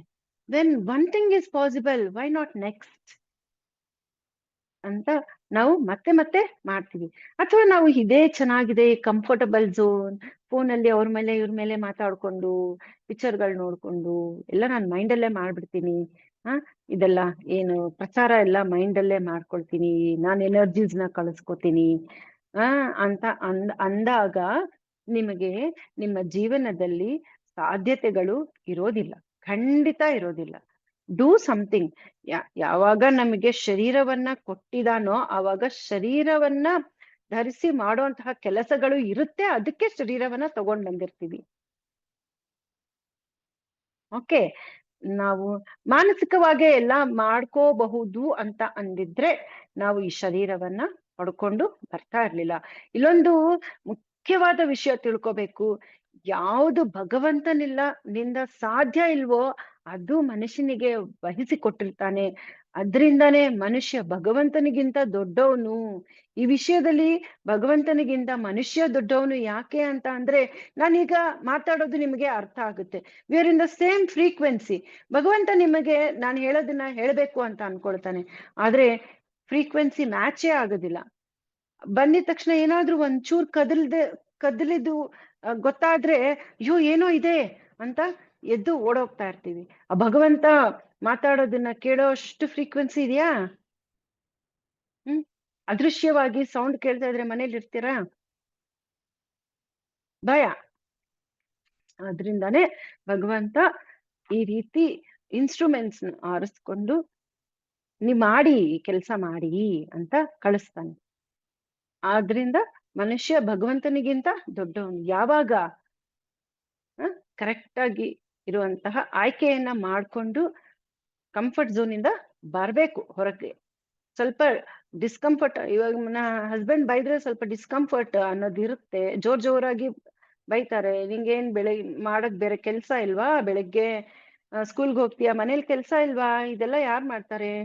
ಸೊ ನಾನ್ ಅನ್ಕೊಳ್ತೀನಿ, ನಿನಗೂ ಆ ಪುಣ್ಯ ಬರ್ಲಿ, ನಾನ್ ಹೋಗ್ತಾ ಇದ್ದೀನಲ್ಲ, ನನ್ ಕೆಲ್ಸ ನೀನ್ ಮಾಡ್ತಾ ಇದೀಯ, so you will also be blessed ಅಂತ ನಾ ಏನ್ ಬಾಯೇ ಬಿಡಲ್ಲ. I will just tell this. ನಿಮಗೂ ಆಶೀರ್ವಾದ ಸಿಗುತ್ತೆ, ನಿಮಗೂ ಅನುಗ್ರಹ ಸಿಗುತ್ತೆ. ನಾನ್ ಮಾಡೋ ಕೆಲ್ಸ ನೀವ್ ಮಾಡ್ತಾ ಇದ್ದೀರಾ, ನಾನು ಹೊರಕ್ಕೆ ಹೋಗಿ ಜಸ್ಟ್ ಹಾಫ್ ಅನ್ ಅವರ್ ಅಷ್ಟೇ. ಅವ್ರಿಗೆ ಯಾವ ಭಾಷೆಯಲ್ಲಿ ಹೇಳ್ತೀನಿ ಅಂದ್ರೆ, 24 ಗಂಟೆಯಲ್ಲಿ ಅರ್ಧ ಗಂಟೆ ನಂದಂತ ಇಲ್ವಾ? ನನಗೆ ಅರ್ಧ ಗಂಟೆ ನನ್ನ ಜೀವನದಲ್ಲಿ ದಿನದಲ್ಲಿ 24 ಗಂಟೆಯಲ್ಲಿ ಒಂದ್ ಅರ್ಧ ಗಂಟೆ ನನಗಾಗಿ ಇಲ್ದೇ ಇದ್ರೆ ನಾನು ಇದ್ದೇನ್ ಪ್ರಯೋಜನ? So he will be quiet. ಎಲ್ಲ ಇದೆಲ್ಲ ನಾನು ಅಗ್ರೆಸಿವ್ ಆಗಿ ರಿಯಾಕ್ಟಿಂಗ್ ಮೋಡಲ್ಲಿ ಇಲ್ಲ. Very subtle voice, low voice, reach ಆಗುತ್ತೆ, ಕೆಲಸ ಆಗುತ್ತೆ ಅಂತ ಜೋಡಿ ಸ್ಪೆನ್ಸರ್ ಅವರು ಹೇಳ್ತಾರೆ. ನಾನು ಜೆನಿಫರ್ ಅನ್ನೋ ಒಬ್ಬ ಮಹಿಳೆಯ ಟೆಸ್ಟಿಮೋನಿಯಲ್ ಹೇಳ್ತೀನಿ. ಅವರ ಒಂದು ಜೀವನದ ಅನುಭವ, ಅವರು ವರ್ಕ್ಶಾಪ್ ಅಲ್ಲಿ ನಾನು ಲಾಸ್ಟ್ ಟೈಮ್ ಡೇನಿಯಲ್ ಅವರ ಒಂದು ಅನುಭವ ಹೇಳಿದ್ದೆ. ಅವರು ಎಲೆಕ್ಟ್ರೋಮ್ಯಾಗ್ನೆಟಿಕ್ ವೇವ್ಸ್ ಪ್ರೊಡ್ಯೂಸ್ ಮಾಡುವಂತಹ ಗ್ಯಾಜೆಟ್ಸ್ಗೆ ಸೆನ್ಸಿಟಿವ್. ಸೊ EHS ಅಂದ್ರೆ ಎಲೆಕ್ಟ್ರೋಮ್ಯಾಗ್ನೆಟಿಕ್ ಹೈಪರ್ ಸೆನ್ಸಿಟಿವ್ ಇರ್ತಾರೆ ಅವರು. ಅವರು ಒಂದು ಕೊಠಡಿಗೆ ಬದ್ಧರಾಗ್ಬಿಟ್ಟಿರ್ತಾರೆ ಪಾಪ. ಒಂದು ಸೆಲ್ಲಲ್ಲಿ ಯಾರಾದ್ರೂ ಮಾತಾಡಿದ್ರು ಸಹ ಅವ್ರಿಗೆ ತಲೆನೋವು ಜಾಸ್ತಿ ಆಗ್ತಾ ಇರುತ್ತೆ. ಆವಾಗ ಅವರು ಯು ಆರ್ ದ ಪ್ಲಾಸಿಬೋ ಅನ್ನೋ ಪುಸ್ತಕವನ್ನ ಅರ್ಧ ಗಂಟೆ ಪಾಪ ಅವ್ರಿಗೆ ತಲೆನೋವು ಇರೋದಿಲ್ಲ. ಆಲ್ 23.5 hours ಅವ್ರಿಗೆ ತಲೆನೋವು ಇರುತ್ತೆ, ಮೈಗ್ರೇನ್ ಹೆಡೇಕ್. ಅರ್ಧ ಗಂಟೆ ಇರೋದಿಲ್ಲ. ಆ ಟೈಮಲ್ಲಿ ಅವ್ರು ಯು ಆರ್ ದ ಪ್ಲಾಸಿಬೋ ನೋಡಿ ಎಷ್ಟೆಷ್ಟು ತರಹವಾದ ಕಷ್ಟ ನೋವನ್ನ ಅನುಭವಿಸಿ ಪ್ರಯತ್ನ ಪೂರ್ವಕವಾಗಿ ಮನಸ್ಸನ್ನ ತುಂಬಾ ಸ್ಟಬನ್ ಆಗಿ ನಾನು ಮಾಡ್ಬೇಕು ಒಂದು ಛಲದಿಂದ ಅವರು ಹೊರಕ್ಕೆ ಬರ್ತಾರೆ. ಅವ್ರ ಬಾಡಿ ಮೈಂಡ್ ರೆಸ್ಪಾಂಡ್ ಮಾಡುತ್ತೆ ನೋಡಿ ಧ್ಯಾನಕ್ಕೆ, ಜ್ಞಾನಕ್ಕೆ. ಅರ್ಧ ಗಂಟೆಯಲ್ಲಿ ಅವ್ರೇನು ವರ್ಕ್ಶಾಪ್ ಹೋಗಿಲ್ಲ. ನಾನು ಇಲ್ಲಿ ವರ್ಕ್ಶಾಪ್ದು ನಿಮ್ಗೆ ಹೇಳ್ತಾ ಇದ್ದೀನಿ, 7 days ವರ್ಕ್ಶಾಪ್ ಅಂತ. ನಮ್ಮ ಮನೆಯಲ್ಲಿ ಏನು 7 days ವರ್ಕ್ಶಾಪ್ ಅಲ್ಲ, just 1 hour of guided meditations ಅಲ್ಲಿ ರಿಸಲ್ಟ್ಸ್ ಬರ್ತಾ ಇದೆ. ನಾನು ಅನಿತಾ ಮೇಡಮ್ಗೆ ಅದು ಒಂದು ಆಡ್ಸ್ ಫ್ರೀ ಆಗಿರೋದು ಫಾರ್ವರ್ಡ್ ಮಾಡ್ತೀನಿ. ಯಾರಿಗೆ ಬೇಕೋ ಅದನ್ನ ಕೊಡಿ. ಖಂಡಿತವಾಗಿ ಅದರಲ್ಲಿ ಇನ್ಸ್ಟ್ರಕ್ಷನ್ಸ್ ಇದೆ, ಫಾಲೋ ಮಾಡ್ಕೊಂಡು ಧ್ಯಾನ ಮಾಡ್ಕೋಬೇಕು.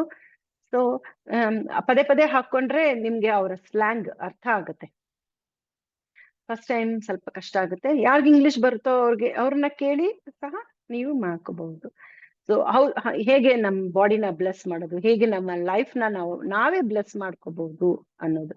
ಸೊ ಇಡೇನಿಯಲ್ ಅವರು ಯು ಆರ್ ದ ಪ್ಲಾಸಿಬೋ ಪುಸ್ತಕವನ್ನ ಓದಿ ಧ್ಯಾನ ಮಾಡ್ಕೊಂಡು ಎಷ್ಟೋ ದಿನಗಳು ತಗೊಂಡು ತಲೆನೋವನ್ನ ಪೂರ್ತಿಯಾಗಿ ವಾಸಿ ಮಾಡ್ಕೊಂಡು, ಅವ್ರ ತಲೆಯಲ್ಲಿ ಏನಿರುತ್ತೆ, ನಾನು ಕಷ್ಟಪಟ್ಟರೆ ನನಗೆ ದುಡ್ಡು ಸಿಗುತ್ತೆ ಅನ್ನೋ ಒಂದು ಧೋರಣೆಯಿಂದ ಕಂಪ್ಲೀಟ್ ಆಗಿ ಹೊರಕ್ಕೆ ಬರ್ತಾ, ಒಂದು ದಿನದಲ್ಲಿ 1.5 ಗಂಟೆ ಕೆಲಸ ಮಾಡಿ ಅವರು ಬೇಕಾದಷ್ಟು ಹಣವನ್ನ ಸಂಪಾದನೆ ಮಾಡ್ಕೊಳ್ತಾರೆ. So time is equal to money ಅಲ್ಲ, energy is equal to money. ನಮ್ ಸುತ್ತಮುತ್ತ ನಾವೇನ್ ನೋಡ್ತೀವಿ, time is equal to money ಅಲ್ವಾ? ಸೊ ಜೋ ಡಿಸ್ಪೆನ್ಸರ್ ಅವ್ರು ಏನ್ ಹೇಳ್ತಾರೆ, energy is equal to money ಅಂತ. ಓಕೆ, ಜೆನಿಫರ್ನ ವಿಷಯ ತಿಳ್ಕೊಳ್ಳೋಣ. ಜೆನಿಫರ್ ಒಬ್ಬ ಮಹಿಳೆ. ಅವಳಿಗೆ ಆಲ್ರೆಡಿ ಸ್ವಲ್ಪ ಇಶ್ಯೂಸ್ ಇರುತ್ತೆ, ಬಾಡಿ ಹೆಲ್ತ್ ಇಶ್ಯೂಸ್ ಇರುತ್ತೆ, ಅಸ್ಮಾ, ಆರ್ಥ್ರಿಟಿಸ್ ಇರುತ್ತೆ. ಮತ್ತೆ ಅವಳು ಒಂದ್ಸತಿ ಡಯಾಗ್ನೋಸ್ ಮಾಡ್ಕೊಳ್ಳೋದಕ್ಕೆ ಹೋಗ್ತಾಳೆ. ಪ್ರಾಬ್ಲಮ್ಸ್ ಇರುತ್ತೆ, ತುಂಬಾ ಹೆಲ್ತ್ ಇಶ್ಯೂಸ್ ಇರುತ್ತೆ ಜೆನಿಫರ್ಗೆ. ಹೋದಾಗ ಅವಳಿಗೆ ಆಟೋ ಇಮ್ಯೂನ್ ಡಿಸೀಸ್ ಅಂದ್ರೆ ಸಮಂತಾಗೆ ಬಂದಿತ್ತಲ್ಲ ಇವಾಗ, ಫಿಲ್ಮ್ ಆಕ್ಟ್ರೆಸ್ ಸಮಂತ, ತುಂಬಾ ಲೀನ್ ಆಗಿ. ಸೊ ಅದಕ್ಕೆ ಮದ್ದೇ ಇಲ್ಲ, she should somehow manage with diet ಅನ್ನೋದೇ. ನೀವು ಗೂಗಲ್ ಅಲ್ಲಿ ನೋಡ್ಕೊಳ್ಳಿ, ಸಮಂತಾಗೆ ಇದೆಯೋ ಅದೇ ತರಾನೇ ಆಟೋ ಇಮ್ಯೂನ್ ಡಿಸೀಸ್. ಅವರು ತುಂಬಾ ಅಲರ್ಜಿಕ್ ಆಗಿರ್ತಾರೆ ಫುಡ್ಗೆ, ಲೈಟ್ಗೆ ಎಲ್ಲ. ಸ್ವಲ್ಪ ಲೈಟ್ ಕಣ್ಣಿಗೆ ಬಿದ್ರು ಕಣ್ಣಲ್ಲಿ ಅಲರ್ಜಿ ಆಗಿ ಕಣ್ಣಲ್ಲಿ ನೀರ್ ಸೋರೋದು, ಮತ್ತೆ ಯಾವ ತರಹ ಫುಡ್ ತಿಂದ್ರೆ ಅವ್ರಿಗೆ ಅಲರ್ಜಿ ಆಗುತ್ತೆ ಅಂತ ಇದ್ಬಿಟ್ಟಿರುತ್ತೆ. Only particular type of home made food ತಿನ್ಬೇಕು ಆ ರೀತಿ. ಮತ್ತೆ ಕರುಳಿನ ಪ್ರಾಬ್ಲಮ್ಸ್ ಇರುತ್ತೆ, ಒನ್ ಅರೇ ಆಫ್ ಡಿಸೀಸಸ್. ಆಕೆಗೆ ವರ್ಟಿಗೋ ಇರುತ್ತೆ, ತಲೆ ಸುತ್ತು ವಾಮಿಟಿಂಗ್ ಇರುತ್ತೆ, ಆರ್ಥ್ರಿಟಿಸ್, ಆಸ್ತಮಾ, ಆಟೋಇಮ್ಯೂನ್ ಡಿಸೀಸಸ್ ಇರುತ್ತೆ, ಗ್ಯಾಸ್ಟ್ರೋ ಇಂಟೆಸ್ಟೈನಲ್ ಪ್ರಾಬ್ಲಮ್ಸ್, ಕರುಳಿನ ಪ್ರಾಬ್ಲಮ್, ವರ್ಟಿಗೋ ಅಂದ್ರೆ ತಲೆ ಸುತ್ತು. ಅವಳು ಎಷ್ಟು ವೀಕ್ ಆಗಿರ್ತಾಳೆ ಅಂತ ಅಂದ್ರೆ, ಅವಳಿಗೆ ಎವ್ರಿ ಡೇ ಬ್ರಷ್ ಮಾಡ್ಕೊಳಕ್ಕೆ ಕೈ ಹಿಂಗ್ ಎತ್ತಕ್ಕಾಗಲ್ಲ, ಅಷ್ಟು ನೋವು ಕೈ. ಸ್ವಲ್ಪ ಹೊತ್ತು ನಿಂತ್ಕೊಳಕ್ಕಾಗಲ್ಲ, ಆಂಕಲ್ ಮತ್ತೆ ನೀಸ್ ಅಷ್ಟು ಪೇನ್ ಅವಳಿಗೆ. ಓಕೆ, 2 ಮಕ್ಕಳಾಗಿರ್ತಾರೆ. ಅವಳಿಗೆ ಒಂದು ಹಾರ್ಟ್ ಬ್ರೇಕಿಂಗ್ ಸಿಚುವೇಶನ್ ಅಂದ್ರೆ, ಅವಳ ಕೈಯಲ್ಲಿ ಮಕ್ಕಳನ್ನ ನೋಡ್ಕೊಳ್ಳೋದಕ್ಕೆ ಆಗೋದಿಲ್ಲ. ಗಂಡ ತುಂಬಾ ಒಳ್ಳೆಯವನು, ಅವನ ಹೆಸರು ಜಿಮ್ ಅಂತ. ಸೊ ಇವಳಿಗೆ ಮೈಂಡ್ ಅಲ್ಲಿ ಏನ್ ಅನ್ಕೊಳ್ತಾ ಇರ್ತಾಳೆ ಅಂತ ಅಂದ್ರೆ, ನಾನು ಹೆಚ್ಚು ದಿವಸ ಬದುಕೋದಿಲ್ಲ ಗೊತ್ತು ನನ್ಗೆ ಅಂತ. ಯಾಕೆ ಅಂದ್ರೆ ಯಾರು ಡಾಕ್ಟರ್ಸ್ ಹತ್ರ ಹೋಗಿರ್ತಾಳೋ ಅವರು ಹೇಳ್ಬಿಟ್ಟಿರ್ತಾರೆ, ನೀನು ಈ ಸಿಚುವೇಶನ್ ಅಲ್ಲೇ ಇರೋದನ್ನ ರೂಢಿಸ್ಕೋಬೇಕು, ಇದೇ ನಿನ್ನ ಜೀವನ, ಇನ್ನೇನು ಬೆಟರ್ ಮಾಡೋದಕ್ಕೆ ಅಂದ್ರೆ ಇನ್ನೇನು ಒಳ್ಳೇದ್ ಮಾಡೋದಕ್ಕೆ ಸಾಧ್ಯ ಆಗೋದಿಲ್ಲ ಅಂತ. ಹಾಗೆ ಎಷ್ಟ್ ನೋವಿರುತ್ತೆ ಅಂತ ಅಂದ್ರೆ, ಬಾಟಲ್ ಓಪನ್ ಮಾಡಕ್ಕಾಗಲ್ಲ. ಓಕೆ, ಹಾಗೆ ತುಂಬಾ ತುಂಬಾ ಆರ್ಥ್ರಿಟಿಸ್ ಪೇನ್, ತಲೆ ಸುತ್ತೋದು, ವಾಮಿಟಿಂಗ್. ಇದ್ರ ಜೊತೆಗೆ ಅವಳು ಹೊರಗಡೆ ಹೋಗಿ ಕೆಲ್ಸನೂ ಮಾಡ್ಕೊಂಡು ಬರ್ತಾ ಇರ್ತಾಳೆ. ಅವಳು ವೀಕೆಂಡ್ಸ್ ಪೂರ್ತಿ, ಸ್ಯಾಟರ್ಡೆ ಸಂಡೇ ಆದ್ರೆ ಮಕ್ಕಳಿಗೆ ರಜಾ ಅಲ್ವಾ, ಒಂದ್ ಸ್ವಲ್ಪ ಹೊತ್ತು ಅವ್ರ ಜೊತೆ ಇರೋದಕ್ಕೆ ಆಗುದಿಲ್ಲ. ಗಂಡನೇ ಮಕ್ಕಳನ್ನ ನೋಡ್ಕೊಳ್ತಾ ಇರ್ತಾರೆ, ಪೂರ್ತಿ ದಿವಸ ಮಲ್ಕೊಂಡಿರ್ತಾಳೆ. ಯಾವಾಗ ಗಂಡ ಏನಾದ್ರೂ ಕೆಲ್ಸಕ್ಕೆ ಹೋಗ್ಬೇಕು, ಅವಳೇ ಒಂದ್ ಅಡ್ಗೆ ಮಾಡ್ಕೋಬೇಕು ಅಂದ್ರೆ, ಸ್ವಲ್ಪ ಅಡ್ಗೆ ಮಾಡ್ಕೊಂಡಿದ್ದಕ್ಕೆ ಹವರ್ಸ್ ಟುಗೆದರ್ ನಿದ್ದೆ ಮಾಡ್ಬೇಕು, ಅಷ್ಟು ಅವಳಿಗೆ ಎಕ್ಸಾಷನ್, ಸುಸ್ತು ಆಗ್ತಾ ಇರತ್ತೆ. ಸೊ ಇವಳು ಹೋಪ್ಸ್ ಬಿಟ್ಬಿಟ್ಟಿರ್ತಾಳೆ, ಹೋಪ್ಲೆಸ್ ಆಗ್ಬಿಟ್ಟಿರ್ತಾಳೆ, ನಾನು I am going to die ಅಂತ. ಸ್ವಲ್ಪ ದಿವಸ ಇರ್ತೀನಿ, ಓಕೆ ನೋಡೋಣ ಅಂತ. ಆದ್ರೆ ಜಿಮ್ ಇಲ್ಲ, ಅವ್ನ್ ಕೂತ್ಕೊಂಡು ಕೆಲಸ ಮಾಡಿ ಬಂದ್ಮೇಲೆ ಮನೆಯಲ್ಲೆಲ್ಲ ಕೆಲಸ ಮಾಡಿ ಮಕ್ಕಳಿಗೆ ಇವಳಿಗೆ ಎಲ್ಲ ನೋಡ್ಕೊಂಡು ಆಲ್ಟರ್ನೇಟ್ ಮೆಥಡ್ ಏನಿದೆ, ಈ ಮೆಡಿಕಲ್ ಫೀಲ್ಡ್ ಅಲ್ಲಿ ಆಗುದಿಲ್ಲ ಸರಿ, ಜೆನಿಫರ್ಗೆ ಹುಷಾರಾಗಲ್ಲ, ಇನ್ನು ಆಲ್ಟರ್ನೇಟಿವ್ ಮೆಥಡ್ ಏನಿದೆ ಅಂತ ಹುಡುಕ್ತಾ ಇರ್ತಾನೆ. ಆ ಹುಡುಕೋ ಒಂದು ಪ್ರಯತ್ನದಲ್ಲಿ ಅವನಿಗೆ ಯು ಆರ್ ದ ಪ್ಲಾಸಿಬೋ ಪುಸ್ತಕ ಸಿಗುತ್ತೆ. ಯು ಆರ್ ದ ಪ್ಲಾಸಿಬೋ ಅನ್ನೋ ಪುಸ್ತಕ ತುಂಬಾ ಫೇಮಸ್ ಆಗಿದೆ, ಈ ಜೋಡಿ ಸ್ಪೆನ್ಸರ್ ಅವ್ರದ್ದೇ. ತುಂಬಾ ಸೈಂಟಿಫಿಕ್ ಟರ್ಮ್ಸ್ ಇದೆ, ಯಾರ್ಯಾರು ಸೈನ್ಸ್ ಓದಿರ್ತಾರೋ ಅವ್ರು ಚೆನ್ನಾಗ್ ಅರ್ಥ ಆಗುತ್ತೆ. ಓದ್ದೇ ಇರೋರಿಗೆ breaking the habit of being your self ತುಂಬಾ ಚೆನ್ನಾಗಿದೆ, simple book. Okay, becoming super natural ಅಲ್ಲೂ ಅಷ್ಟೇ ತುಂಬಾ ಸೈಂಟಿಫಿಕ್. ನಾನೆಲ್ಲ ಸಂಕ್ಷಿಪ್ತವಾಗಿ ನಿಮ್ಗೆ ಕಟ್ ಡೌನ್ ಮಾಡಿ ಮಾಡಿ ಏನನ್ನ ಹೇಳ್ಬಹುದು ಅದರ ಸಾರಾಂಶನ ಹೇಳ್ತಾ ಇದ್ದೀನಿ ಅಷ್ಟೇ. ಸೊ ಅವನು ಅದರಲ್ಲಿ ವರ್ಕ್ಶಾಪ್ ವಿಷಯ ಗೊತ್ತಾಗುತ್ತೆ. ಆಸ್ಟ್ರೇಲಿಯಾದಲ್ಲಿ ಒಂದು ವರ್ಕ್ಶಾಪ್ ಅರೇಂಜ್ ಆಗಿರುತ್ತೆ, ಅಲ್ಲಿಗೆ ಇವಳನ್ನ ಬಿಡ್ತಾನೆ. ನಿಜ ಹೇಳ್ಬೇಕು ಅಂದ್ರೆ ಅವಳಿಗೆ 7 days ಅಲ್ಲಿ ಏನೋ ಒಂಥರ ಇಂಪ್ರೂವ್ ಆಗಿರುತ್ತೆ. ಅದು ಆರ್ಥ್ರಿಟಿಸ್ ಕಡಿಮೆನಾ, ಅಸ್ತಮಾ ಕಡಿಮೆ ಆಯ್ತಾ ಅಂತ ಏನಿಲ್ಲ, ಓವರ್ ಆಲ್ ವೆಲ್ನೆಸ್ ಅವಳಿಗೆ ಕಂಡು ಬರುತ್ತೆ. ಸೊ ಎಸ್, ಜೀವಿಸಬಹುದು, ಏನೋ ಒಂದು ಪ್ರಾಣಶಕ್ತಿ ಸ್ವಲ್ಪ ಬೆಟರ್ ಆಗಿರೋ ಹಾಗೆ. ಸೊ ಅಡ್ವಾನ್ಸ್ಡ್ ವರ್ಕ್ಶಾಪ್ಗೆ ಹೋಗೋಣ ಅಂತ ರೆಡಿ ಆಗ್ತಾಳೆ. ಅಡ್ವಾನ್ಸ್ ವರ್ಕ್ಶಾಪ್ಗೆ ಹೋಗೋಣ ಅಂತ ಇನ್ನೇನ್ ರೆಡಿ ಆಗ್ತಾಳೆ. 7 days ಅಲ್ಲಿ ಅವಳಿಗೆ ಪಾಪ ಇಷ್ಟೇ ಇಂಪ್ರೂವ್ ಆಗಿರೋದು. ನಾನು ಹೇಳ್ತಾ ಇದ್ದೀನಿ ನೋಡಿ, ನಿಮ್ಮ ಎನರ್ಜಿ ಎಷ್ಟಿರುತ್ತೋ, ನಿಮ್ಮಲ್ಲಿ ಪ್ಯೂರಿಟಿ ಎಷ್ಟಿರುತ್ತೋ ಅಷ್ಟು ಬೇಗ ಮ್ಯಾನಿಫೆಸ್ಟೇಷನ್ ಆಗುತ್ತೆ, ಅದು ಯಾವುದೇ ಫೀಲ್ಡ್ ಆಗಿರ್ಬೋದು. ಓಕೆ, ಇವಳಿಗೆ ಜೆನಿಫರ್ಗೆ 7 days ಅಲ್ಲಿ ಏನೋ ಇಂಪ್ರೂವ್ ಆಗಿದೆ ಅನ್ನೋ hopes. Okay, I am better, feeling better.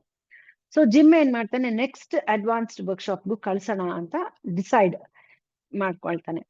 ಆದ್ರೆ ಇನ್ನೇನು ಹೋಗ್ಬೇಕು ಅಂತ ಅನ್ಕೊಳ್ತಾಳೆ, ಅಷ್ಟರಲ್ಲೇ ಅವಳಿಗೆ ದೊಡ್ಡ ಕಿಡ್ನಿ ಸ್ಟೋನ್ ಫಾರ್ಮ್ ಆಗುತ್ತೆ. ಸೊ ಡಾಕ್ಟರ್ ಹೇಳ್ತಾರೆ ಟ್ರಾವೆಲ್ ಮಾಡಬಾರ್ದು. ಸರಿ, ಅದೆಲ್ಲ ತೆಗೆಸ್ಕೊತಾಳೆ. ನೆಕ್ಸ್ಟ್ ವರ್ಕ್ಶಾಪ್, ಇದೆಲ್ಲ 2015 ಅಲ್ಲಿ ನಡೆದಿರುವಂತಹ ವಿಷಯ, ನಾನು ನಿಮ್ಗೆ ಹೇಳ್ತೇನೆ, ಯಾವಾಗ್ಲೂ ಆಗಿರೋ ವಿಷಯ ಅಲ್ಲ. ಸೊ ಅವಳು ನೆಕ್ಸ್ಟ್ ಆಸ್ಟ್ರೇಲಿಯಾಗೆ ಬಂದಿರ್ತಾರೆ ಜೋಡಿ ಸ್ಪೆನ್ಸರ್ ಅವರು, ಅವರ ಒಂದು ವರ್ಕ್ಶಾಪ್ ಅಟೆಂಡ್ ಮಾಡ್ತಾಳೆ. ಅಟೆಂಡ್ ಮಾಡಿದಾಗ ಅವಳಿಗೆ ಸ್ಟಾರ್ಟಿಂಗ್ ಡೇ ಮೆಟ್ಲು ಹತ್ತಕ್ಕೂ ತುಂಬಾ ಕಷ್ಟ, ಯಾಕಂದ್ರೆ ಅವಳು ಆರ್ಥ್ರಿಟಿಸ್, ಅವಳಿಗೆ ಜಾಯಿಂಟ್ ಪೇನ್ಸ್ ತುಂಬಾ, ಬಾಡಿ ಎಲ್ಲ ಇನ್ಫ್ಲೇಮ್ ಆಗಿರುತ್ತೆ, ಅಂದ್ರೆ ಊದ್ಕೊಂಡಿರುತ್ತೆ ಎಲ್ಲ ಜಾಯಿಂಟ್ಸ್ ಅಲ್ಲೆಲ್ಲಿದೆಯೋ ಅಲ್ಲೆಲ್ಲ ಊತ ನೋವು ಆ ತರ. Plus restricted food. ಸೊ ಯಾವಾಗ ತಲೆನೋವು ಬರುತ್ತೆ, ವಾಮಿಟಿಂಗ್ ಸೆನ್ಸೇಷನ್ ಬರುತ್ತೆ ಗೊತ್ತಿರೋದಿಲ್ಲ. ಫಸ್ಟ್ ಡೇ ಹೀಗೆ ಕಳೆಯುತ್ತೆ. ಸೆಕೆಂಡ್ ಡೇ ಅಲ್ಲಿ ಅವರು tuning to the new potential ಅನ್ನೋ ಒಂದು ಮೆಡಿಟೇಷನ್ ಮಾಡಿಸ್ತಾರೆ. Tuning to the new potential ಅಂತ ಅಂದ್ರೆ, ಈ ಮೆಡಿಟೇಷನ್ ಅಲ್ಲಿ ಏನಿರುತ್ತೆ ಅಂತ ಅಂದ್ರೆ, ನಾನು ಮೇಡಮ್ಗೆ ಫಾರ್ವರ್ಡ್ ಮಾಡ್ತೀನಿ, ನೀವು ಅವರ ಎಲ್ಲಿ ಅವರು ವಾಟ್ಸಪ್ ಅಲ್ಲಿ ಫಾರ್ವರ್ಡ್ ಮಾಡ್ತಾರೋ ನೋಡ್ಕೊಳ್ಳಿ. ನೀವು ಈ ಥೊರಾಸಿಕ್ ರೀಜನ್ ಇಂದ, ಈ ಥೊರಾಸಿಕ್ ಅಂದ್ರೆ ಚೆಸ್ಟ್ ಪೋರ್ಷನ್ ಮತ್ತೆ ಹೆಡ್ ಪೋರ್ಷನ್, ಈ ಫುಲ್ ನ ಅಬ್ಸರ್ವ್ ಮಾಡ್ತಾ ಬರ್ಬೇಕು. ಪಾರ್ಟ್ಸ್ ಅವ್ರು ಹೇಳ್ತಾರೆ. ಸ್ಟರ್ನಮ್ ಅಂದ್ರೆ ಚೆಸ್ಟ್ ಭಾಗದಲ್ಲಿರುವಂತಹ ಬೋನ್, ಅದ್ರ ಸುತ್ತೂ ಇರುವಂತಹ ಸ್ಪೇಸ್ ನ ನೀವು ಎನರ್ಜೈಸ್, ನಿಮ್ ಗಮನ ಕೊಟ್ಟು, where you place your attention is where you place your energy. ಎಲ್ಲಿ ನಿಮಗೆ ಕುಂದು ಕೊರತೆಗಳಿದೆ ನಿಮ್ಮ ಜೀವನದಲ್ಲಿ, ಅದ್ರ ಮೇಲೆ ಗಮನ ಕೊಟ್ರೆ ಅವೇ ಜಾಸ್ತಿ ಆಗುತ್ತೆ.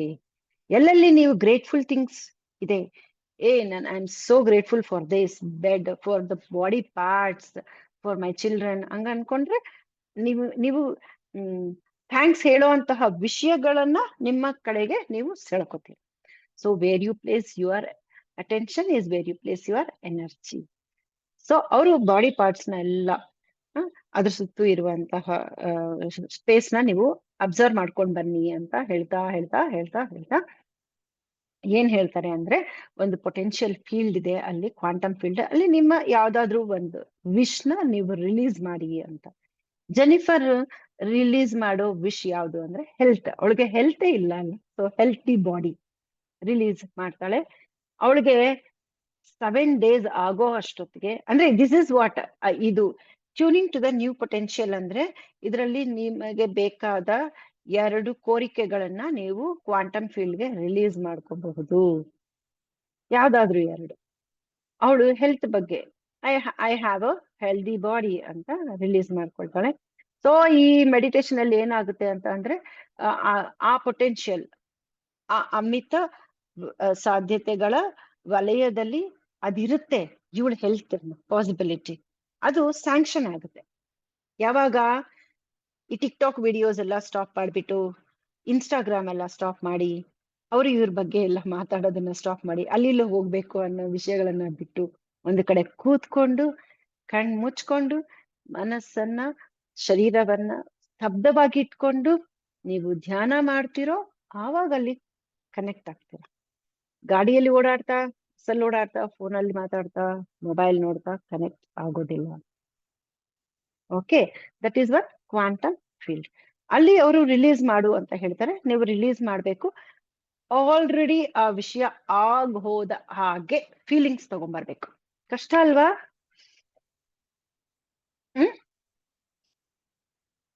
ಯಾವಾಗ್ಲೂ ದುಃಖಕ್ಕೆ ಒಡ್ಡಿ ಆ ಬಾಡಿಯಲ್ಲಿ ಸೆಲ್ಲಲ್ಲೂ ದುಃಖ ನೋವು ಇದೇ ಇರುತ್ತೆ. So you should replace that with happiness. ಹೇಗೆ ಅಂದ್ರೆ ನೀವಿವಾಗ ಒಂದು ರಿಲೀಸ್ ಮಾಡಿದೀರಾ ವಿಶ್, ಅದು ಆಲ್ರೆಡಿ ಆಗೋದ್ ಹಾಗೆ. ಈಗ ಈ ಜೆನಿಫರ್ ವಿಷಯದಲ್ಲಿ ಆಲ್ರೆಡಿ ಅವಳಿಗೆ ಹೆಲ್ದಿ ಬಾಡಿ ಇದ್ದ ಹಾಗೆ. ಸೊ ನೀವು ಅದಕ್ಕೆ ಕನೆಕ್ಟ್ ಆಗಿ ಅಂತ ಅಂದ್ರೆ ಅವಳು ಹೆಲ್ದಿ ಆಗಿರೋ ಹಾಗೆ. ಆ ಮೆಡಿಟೇಷನ್ ಅಲ್ಲಿ ಏನಿರುತ್ತೆ ಅಂದ್ರೆ ನಿಮ್ ಹೆಲ್ದಿ ಬಾಡಿ ಇದ್ರೆ ನಿಮ್ಮ ಬಾಡಿ ಬಗ್ಗೆ ನಿಮ್ಗೆ ಏನ್ ಅನಿಸುತ್ತೆ, ಅವಳು ಏನ್ ಮಾಡಿದ್ಲು ಅಂತ ಅಂದ್ರೆ ವಿಜುವಲೈಸ್ ಮಾಡ್ಕೊಳ್ತಾಳೆ, ಪಿಕ್ಚರೈಸ್ ಮಾಡ್ಕೊಳ್ತಾಳೆ, ಚಿತ್ರೀಕರಣ ಮಾಡ್ಕೊಳ್ತಾಳೆ.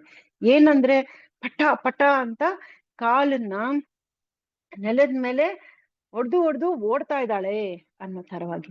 ಗ್ಯಾಸ್ಪಿಂಗ್ ಅಂತ ಅವಳು ಓಡಕ್ ಆಗಲ್ಲ ಅಲ್ವಾ, ಅದನ್ನ ಅವಳು ವಿಜುವಲೈಸ್ ಮಾಡ್ಕೊಳ್ತಾಳೆ.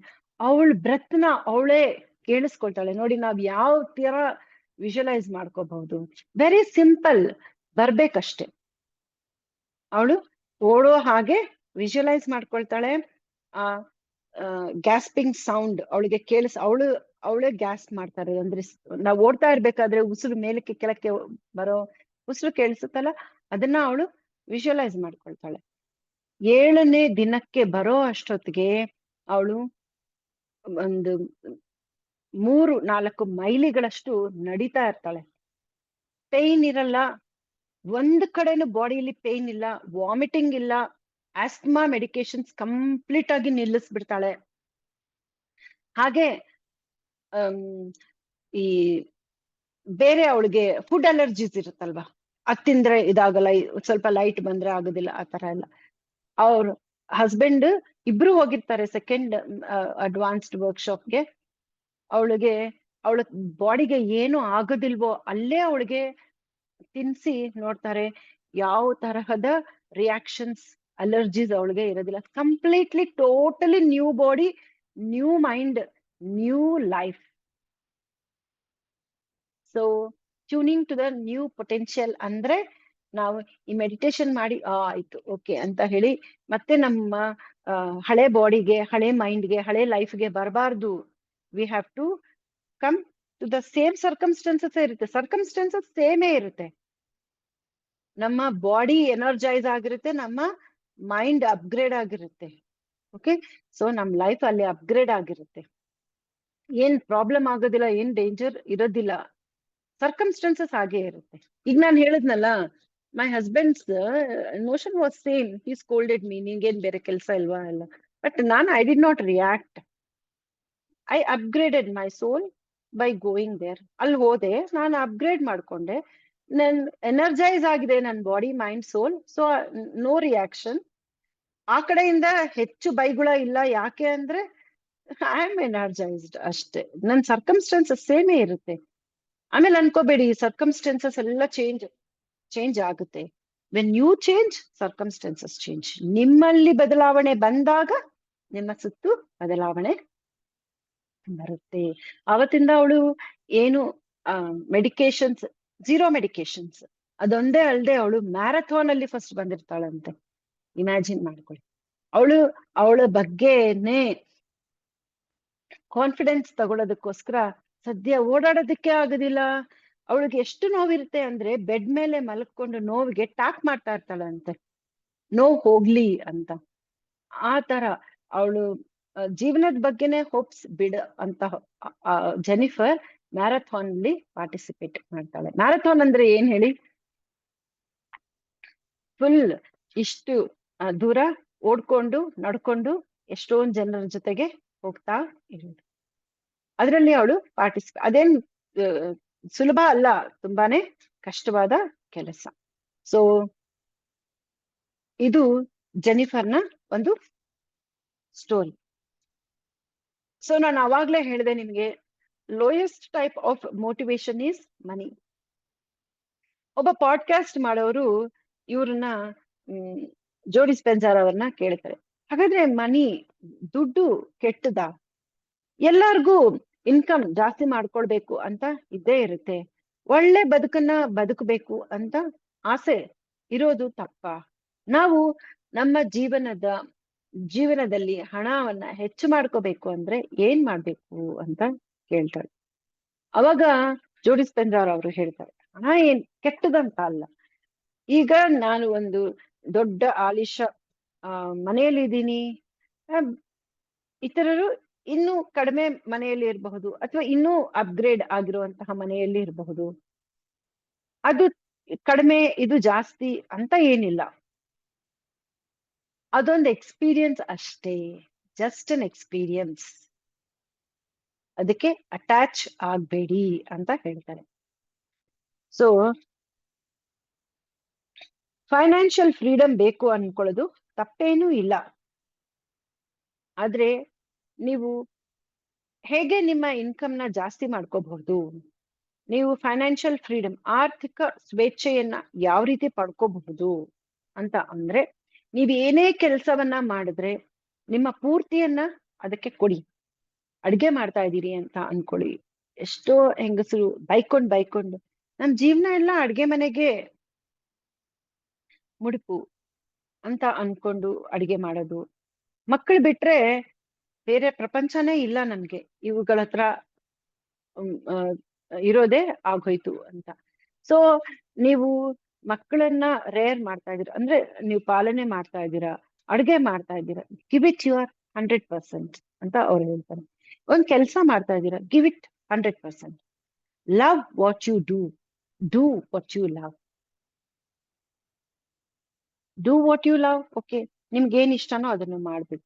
ಕೆಲವೊಂದೆಲ್ಲ ನಿಮ್ಗೆ ಇಷ್ಟ ಇಲ್ದೇ ಇದ್ರು ಮಾಡ್ಬೇಕಾಗುತ್ತೆ, ಅದನ್ನು ನೀವು ಪ್ರೀತಿಸಿ ಕೆಲಸವನ್ನ ಮಾಡಿ. ಆವಾಗ ನೀವು ಹೆಚ್ಚು ಸಮೃದ್ಧಿಯನ್ನ ನೀವು ಅಟ್ರಾಕ್ಟ್ ಮಾಡ್ಕೋತೀರಾ. ಸೊ ಲಕ್ಸುರಿಯಸ್ ಲೈಫ್ ನ ಲೀಡ್ ಮಾಡ್ಬೇಕು. ಹಣ ಇರೋರು ಕೆಟ್ಟವರು, ಹಣ ನೋಡಿ ಎಷ್ಟ್ ಕೆಲ್ಸ ಮಾಡ್ತು, ದುಡ್ಡು ನೋಡಿ ಎಷ್ಟ್ ದುಡ್ಡೇನು ಕೆಲ್ಸ ಮಾಡೋದಿಲ್ಲ, ಅವರ ಮನಸ್ಥಿತಿ, ಅವರ ಸ್ಟೇಟ್ ಆಫ್ ಬೀಯಿಂಗ್ ಇರುತ್ತೆ. ದುಡ್ಡೇನು, ಇಟ್ಸ್ ಟೈಪ್ ಆಫ್ ಎನರ್ಜಿ ಅಷ್ಟೇ. ಅಬಂಡನ್ಸ್, ಸಮೃದ್ಧಿ. ನಿಮ್ಮ ಪಾತ್ರೆ ಚೆನ್ನಾಗಿದೆ, ಪ್ಯೂರ್ ಆಗಿದೆ ಅಂದ್ರೆ ಆ ಪಾತ್ರೆಯಲ್ಲಿ ಹಣನು ಬಂದೇ ಬರುತ್ತೆ ಅಲ್ವಾ? ನೆಮ್ಮದಿ, ಶಾಂತಿ, ಹಣ, ಇದೆಲ್ಲ ಎನರ್ಜೀಸ್.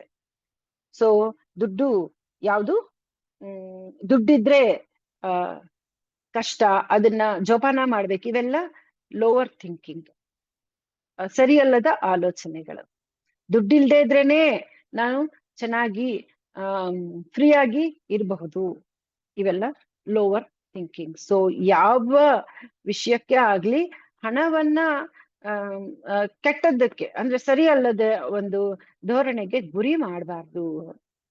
Money is energy. ನಮ್ಮ ಅನುಭವ ಅಷ್ಟೇ. ನಾವು ಈ ಪ್ರಪಂಚದಲ್ಲಿ ಎಂತಹ ಒಂದು ಸಮೃದ್ಧಿಕರವಾದ ಜೀವನವನ್ನ ನಾವು ನಡೆಸ್ತಾ ಇದ್ದೀವಿ ಅಥವಾ ಕಡಿಮೆ ಸಮೃದ್ಧಿಕರ ಜೀವನವನ್ನ ನಡೆಸ್ತಾ ಇದೀವಿ, ಎಲ್ಲ ಒಂದು ಎಕ್ಸ್ಪೀರಿಯನ್ಸ್ ಅಷ್ಟೇ.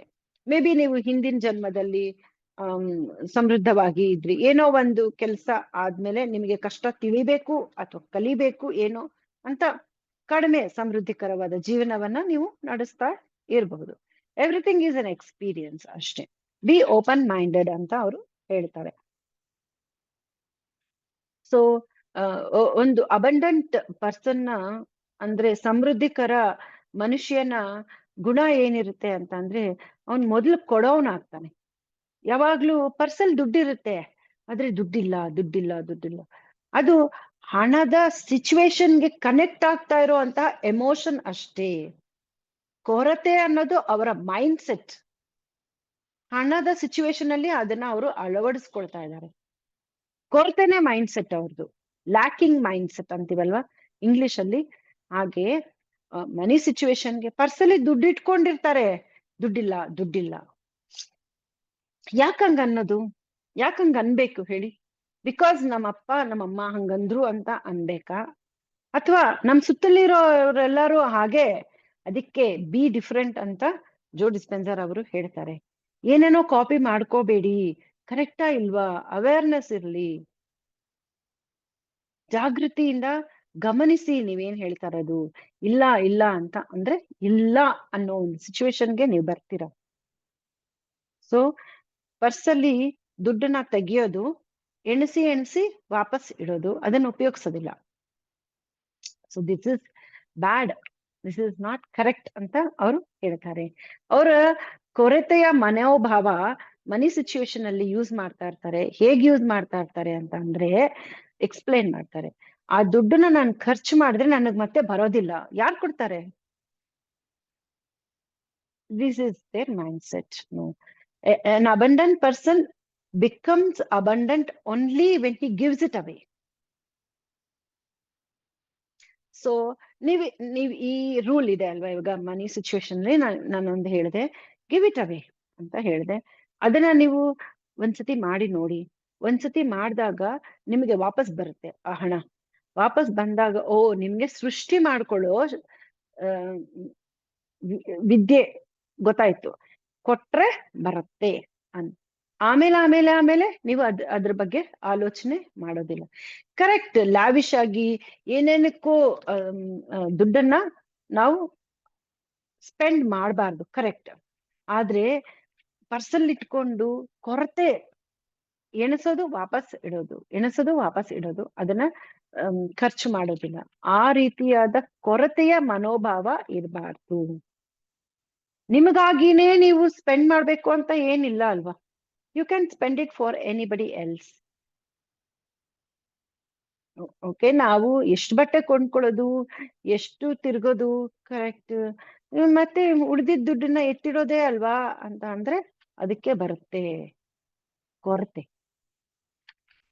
ಓಕೆ, ಸೊ ಒಂದು 500 rupees ನಿಮ್ಮ ಸಂಪಾದನೆ ಇದ್ರೆ ಅದರಲ್ಲಿ 50 rupees ಆದ್ರೂ ಸ್ಪೆಂಡ್ ಮಾಡಿ.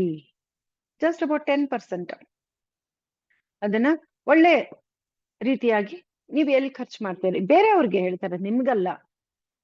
ನೀವು 450 rupees ಎತ್ತಿಟ್ಕೊಂಡ್ರು 50 rupees you give it away. So abundant person always gives it away. Okay, ಆ ರೀತಿಯಾಗಿ ನಿಮ್ಮ ಅಂಡರ್ಸ್ಟ್ಯಾಂಡಿಂಗ್ ನ ಅಬೌಟ್ ಮನಿ ನೀವು ಅಪ್ಗ್ರೇಡ್ ಮಾಡ್ಕೋಬೇಕು ಅಂತ ಹೇಳ್ತಾರೆ. ಸೊ ಹಣದ ಜೊತೆಗೆ ಒಳ್ಳೆಯ ಸ್ನೇಹವನ್ನ ಮಾಡಿ. ಹೀಗೆ ಕೊರತೆಯ ಮನೋಭಾವ ಇದ್ರೆ ಆ ಹಣದ ಜೊತೆಗೆ ಸ್ನೇಹ ಇರೋದಿಲ್ಲ ಅಂತ ಅವರು ಹೇಳ್ತಾರೆ. Wealthy person will never feel lack. ಅಂದ್ರೆ ಯಾವ ರೀತಿಯಾದ ಕೊರತೆ ಅವನಿಗೆ ಮೈಂಡ್ ಅಲ್ಲಿ ಇರೋದೇ ಇಲ್ಲ. I am always abundant, I have enough to give ಅಂತಾನೆ ಅನ್ಕೊಳ್ತಾನೆ.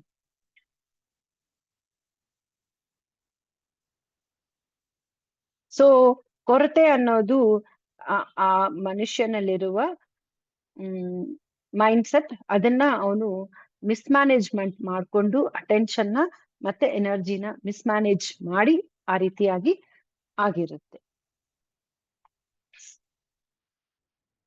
ನಿಮಗೆ ಇನ್ನೂ ಹಣದ ಬಗ್ಗೆ ವಿಷಯ ತಿಳ್ಕೋಬೇಕು ಅಂದ್ರೆ ಜೋ ಡಿಸ್ಪೆನ್ಸರ್ ಅವರು ಹೇಳ್ತಾರೆ, ಒಂದು ಪುಸ್ತಕವನ್ನು ಓದಿ, ಹೌ ಟು ಅಟ್ರಾಕ್ಟ್ ಅಬಂಡೆನ್ಸ್.